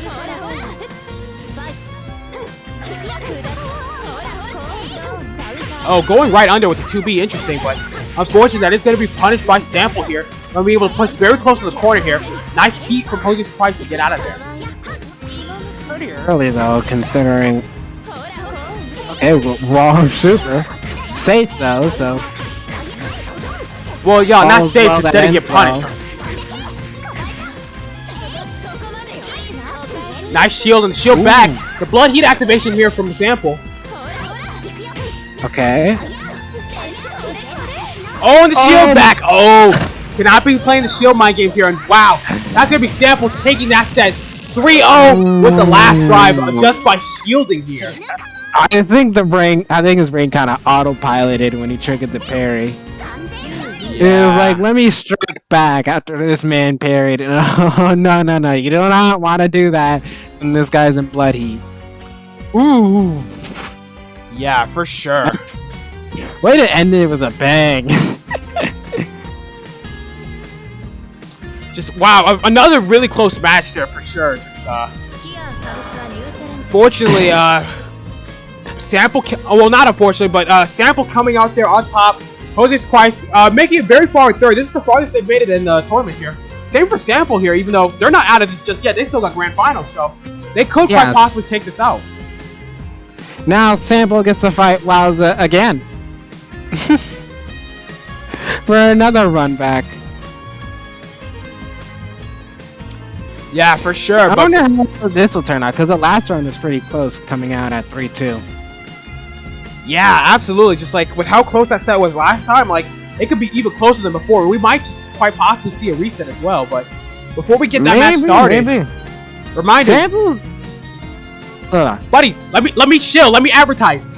Okay, fine. Reminder, we do have a matcherino. let me do shameless plug. Reminder, we do have a matcherino. By typing an exclamation mark matcherino in the chat and clicking the link there, you could donate to the pot by claiming the coupon code, which adds a free 10 cents to the pot.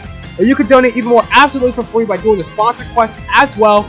Very simple stuff like subscribing to people on YouTube or following somebody on Twitter. Very, very simple stuff, and you get to add money for free. Or if you're feeling willing to donate some of your own money, you can buy stuff from the shop. We got some nice Dragon Ball Cubs, shirts, hoodies, or the custom Discord role for very cheap, $5, which also supports the pot as well, and you get to look cool too while donating to it. Or you can just donate however much you like. Any amount helps. Or if you want to donate big, more power to you. But with that, let's get this match started. Alright, moving back to the tournament now. Sample's Miyako is kind of crazy. But Walter does know how he plays after fighting him in the previous match. And Shiki as well, Shiki. Yeah. But Miyako is also Miyako, just a monster when she gets up close and just be so is Shiki. They're both monsters when they get up close. It's like two gorillas fighting each other. Yeah, it's just that Miyako has the actual mix, whereas just Shiki has just really good stagger pressure. He's the Yu Narukami with everything but the kitchen. Well, everything and the kitchen sink, actually. Nah, you don't know anything unless you've seen Vanilla P4A Yu. He actually was like million in that game, bro. Like, he had everything, and he had Vortex too for some weird reason. Ooh, nice moon skill to call out on the moon drive to call out the cross-up. Yeah, absolutely. It's one of the best ways to actually deal with that mix-up situation for sure. But Sample could have moon drive back to stay safe. They didn't even have to spend. They didn't have to take a risk with the shield thereafter. But there you go, another cross-up there, and this time working out for them there.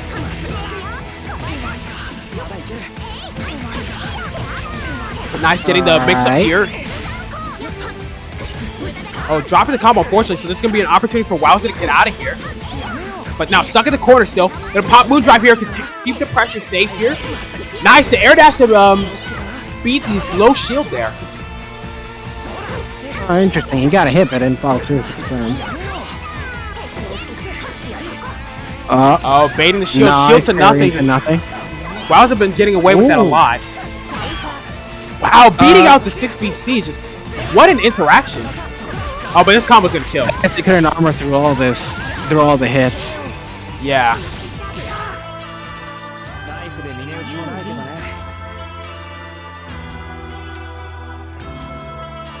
So just gonna let that wind intro rock here. So round 2 here. So you can notice how Sample is just trying to close in as quickly as they can during the round start, as Miyako was strongest when she's up in the face of the opponent. Naturally. Alright, this can be a nice safe jump here. Oh, and the frame trap with the 2C. Interesting use of the 6AB there. So we haven't really seen it much from Sample here, but when you do 6AB, that is a cartwheel that actually has invincibility on it, which is really good to deal with zoning.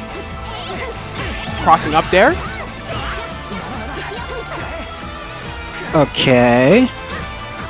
Oh, the shield there, the punish there once again. This is the Wowza classic. Yeah, Sample really does have to try to feel less tempted to try and shield back after, because Wowza's been getting away with doing shield to nothing a lot and punishing Sample for it severely. It's like his trademark. He likes doing it a lot, and it works like a charm. For sure.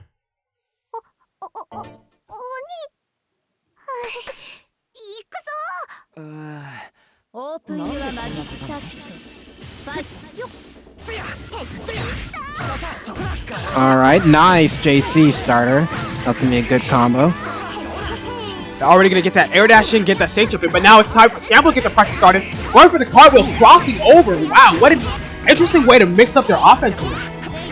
A nice throw beating out the shield. Whoa! Just Sample going ham today with the offense here. Does not want to let Wowza out.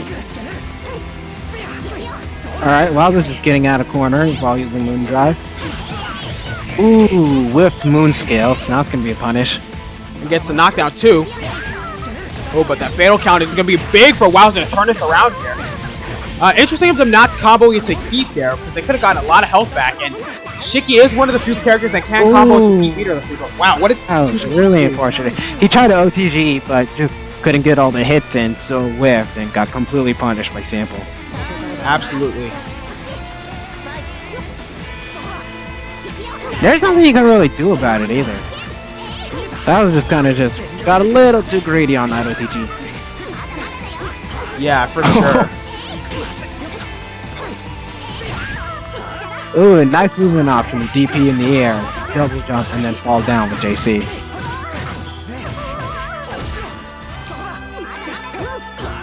I'm gonna be able to continue the offense here. A nice tagging with the 2A there.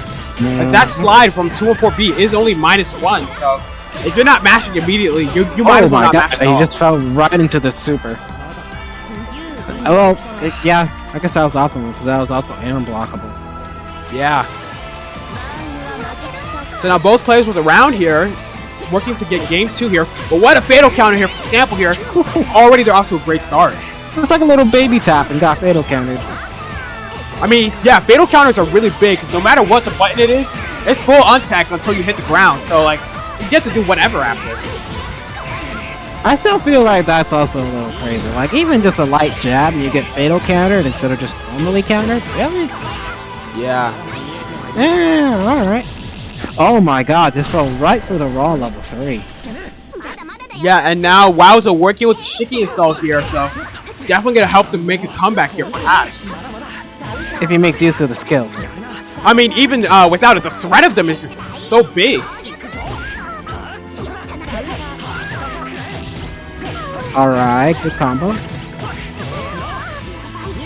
Oh, the unblockable here already just reversing the life lead here, but oh, what a punish! But dropping the combo. Couldn't you jump cancel that? Ooh, there you go. Jump cancels that. The move skill DP there. There we go. Oh, and just running away. The committed murder and running away. Wow. Okay, Wowza. Fleeing from the crime scene. But I mean, I don't think he probably killed her. It is her sister, his sister. Not biologically, but lore side. How do you know Tsukihime lore? I know some. Uh-huh. Are you secretly a Tsukihime fan? No. How you were? I thought you were just in it for the fighting games, pushing buttons. That is true, I am. See, like, How the you buttons know? that Sample's pushing here right now, taking Wowza to the corner here. On the shield, but getting baited with the shield of nothing here once again. It's gonna be a tight game for Sample, because Wild only needs to win this round, this set.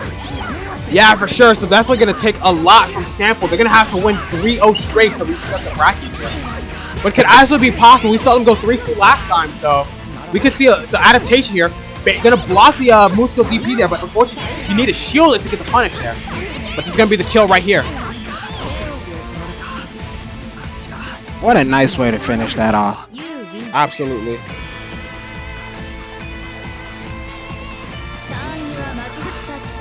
So now off to round 2, just Sample trying to close in as fast as it could, but getting tagged by the unblockable there. It has some great range to it too. Oh, clashing. See, 3Cs are just not great anti-airs because of the clashing issue. It clashes with so much. Nice, the air dash JB. You're going to be able to get a full combo here. Nice DP. Now it gets a full combo. Okay. Nice, low shield to beat the tackle there. That's really a gamble there because that wouldn't work on 63B. So you got to stand shield if you want to beat both. Oh, cashes out, but doesn't go for level 3. Interesting. Why would he? It would have killed either way. I mean, install. Actually, you might be right. I mean, you could install here too, and you still get the same result. Yeah, I guess. Like, either way works. Doesn't matter. Like, I guess if they want more meter to start off with. And you know, from what we've seen, Rob is pretty comfortable without even using the install specials. Like, when does he really actually use them? Very rarely, so I guess I just want to, Wowza's just saving it to be able to use it by surprise and catch Sample off guard with them. I suppose. Oh, no punish on the blood heat. Yeah, nice, for sure, Sample bro. definitely got away with that. Oh, real patient. Able to just rush in and then stand back in case Sample would have just woke up shield. Yeah, it can feel very enticing to try and go for shield when you're in blood heat because the reward on it is so huge. Yeah, but if everyone else knows that, they know better than just run in and start pushing buttons. Nice, baiting the low shield there again. Just Sample's been doing a really great job of baiting low shields here in this match. Nice, the bait on the DP here. I called it. This is gonna be Wowza hung themselves here. Kill? Oh no, not yet. Just these little mix-up. Just barely. Ooh, but getting tagged by the move skill 2BC. Or not 2BC, 4BC, excuse me. Oh, nice jab there. They got slightly tapped by the jab. Yep. And now already Sample winning their first game here, but they're going to need to win 2 other games in a row here to be able to reset the bracket here. Whereas Wowza is just 1 game away from taking this whole tournament. You know what's interesting? Wowza stuck out with Shiki this entire tournament. Does that mean he dropped Hisui? I don't know. I don't think so. Maybe just hasn't felt the need to switch off, because I know last tournament they swapped off Hisui at one point. True. And he can't switch now. Well, he could have switched this round since he lost, but the last 2 wins he had, he couldn't switch. Yeah. Oh instant air dash JB now, giving Sample a taste of their own medicine. Can you block the overheads? How do you like it? The speed of blocking, just getting hit by the cross-up reset here. Very tricky stuff from Sample, and gonna be able to get the combo here. Nice cross-up. Oh, the moon skill clashing, and it's gonna be a full combo too, but dropping it. Nice, the counter. What a fatal whip. Yeah. I think it was a shield attempt, but probably did it too early, so like it hit them from the back. Punish on the DP. Yeah. So now Wowza a round away from winning the entire tournament here. But as we've seen from Sample, we cannot count them out just yet, as once they get their offense going, they can quite easily turn this around. Oh wow, Sample didn't actually push shield this time. Yeah, Sample actually just recognizing that Wowza like to do that a lot. There you go, getting the punish there, because if you're doing nothing, you're not blocking, you're not shielding, so you're very open to getting hit by the follow back. So I'm really liking the adaptations from Sample here. They really don't want to be added just yet. But oh, there you go, shooting once again. Go for it this time, though. No. Go for it again. They're probably thinking that Wiles is probably gonna just like, oh, I'm gonna condition them to mash here this time. But it's not working out. There you go. This is the classic. Yeah, he loves it. He loves doing shield into nothing. If you think he's not gonna do it, guess again, he's gonna do it. Yeah, and there you go. Wowza taking that set. Takes away the tournament. Yeah, 3-1 here.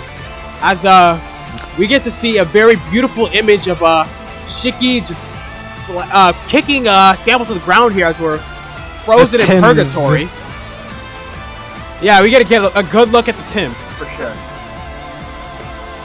Bro, he kicked Miyako so hard and he went to the shadow zone. Yeah, I think you might be right. It's like we actually in limbo here after that. Oh man, but I tell you, Wow's a classic.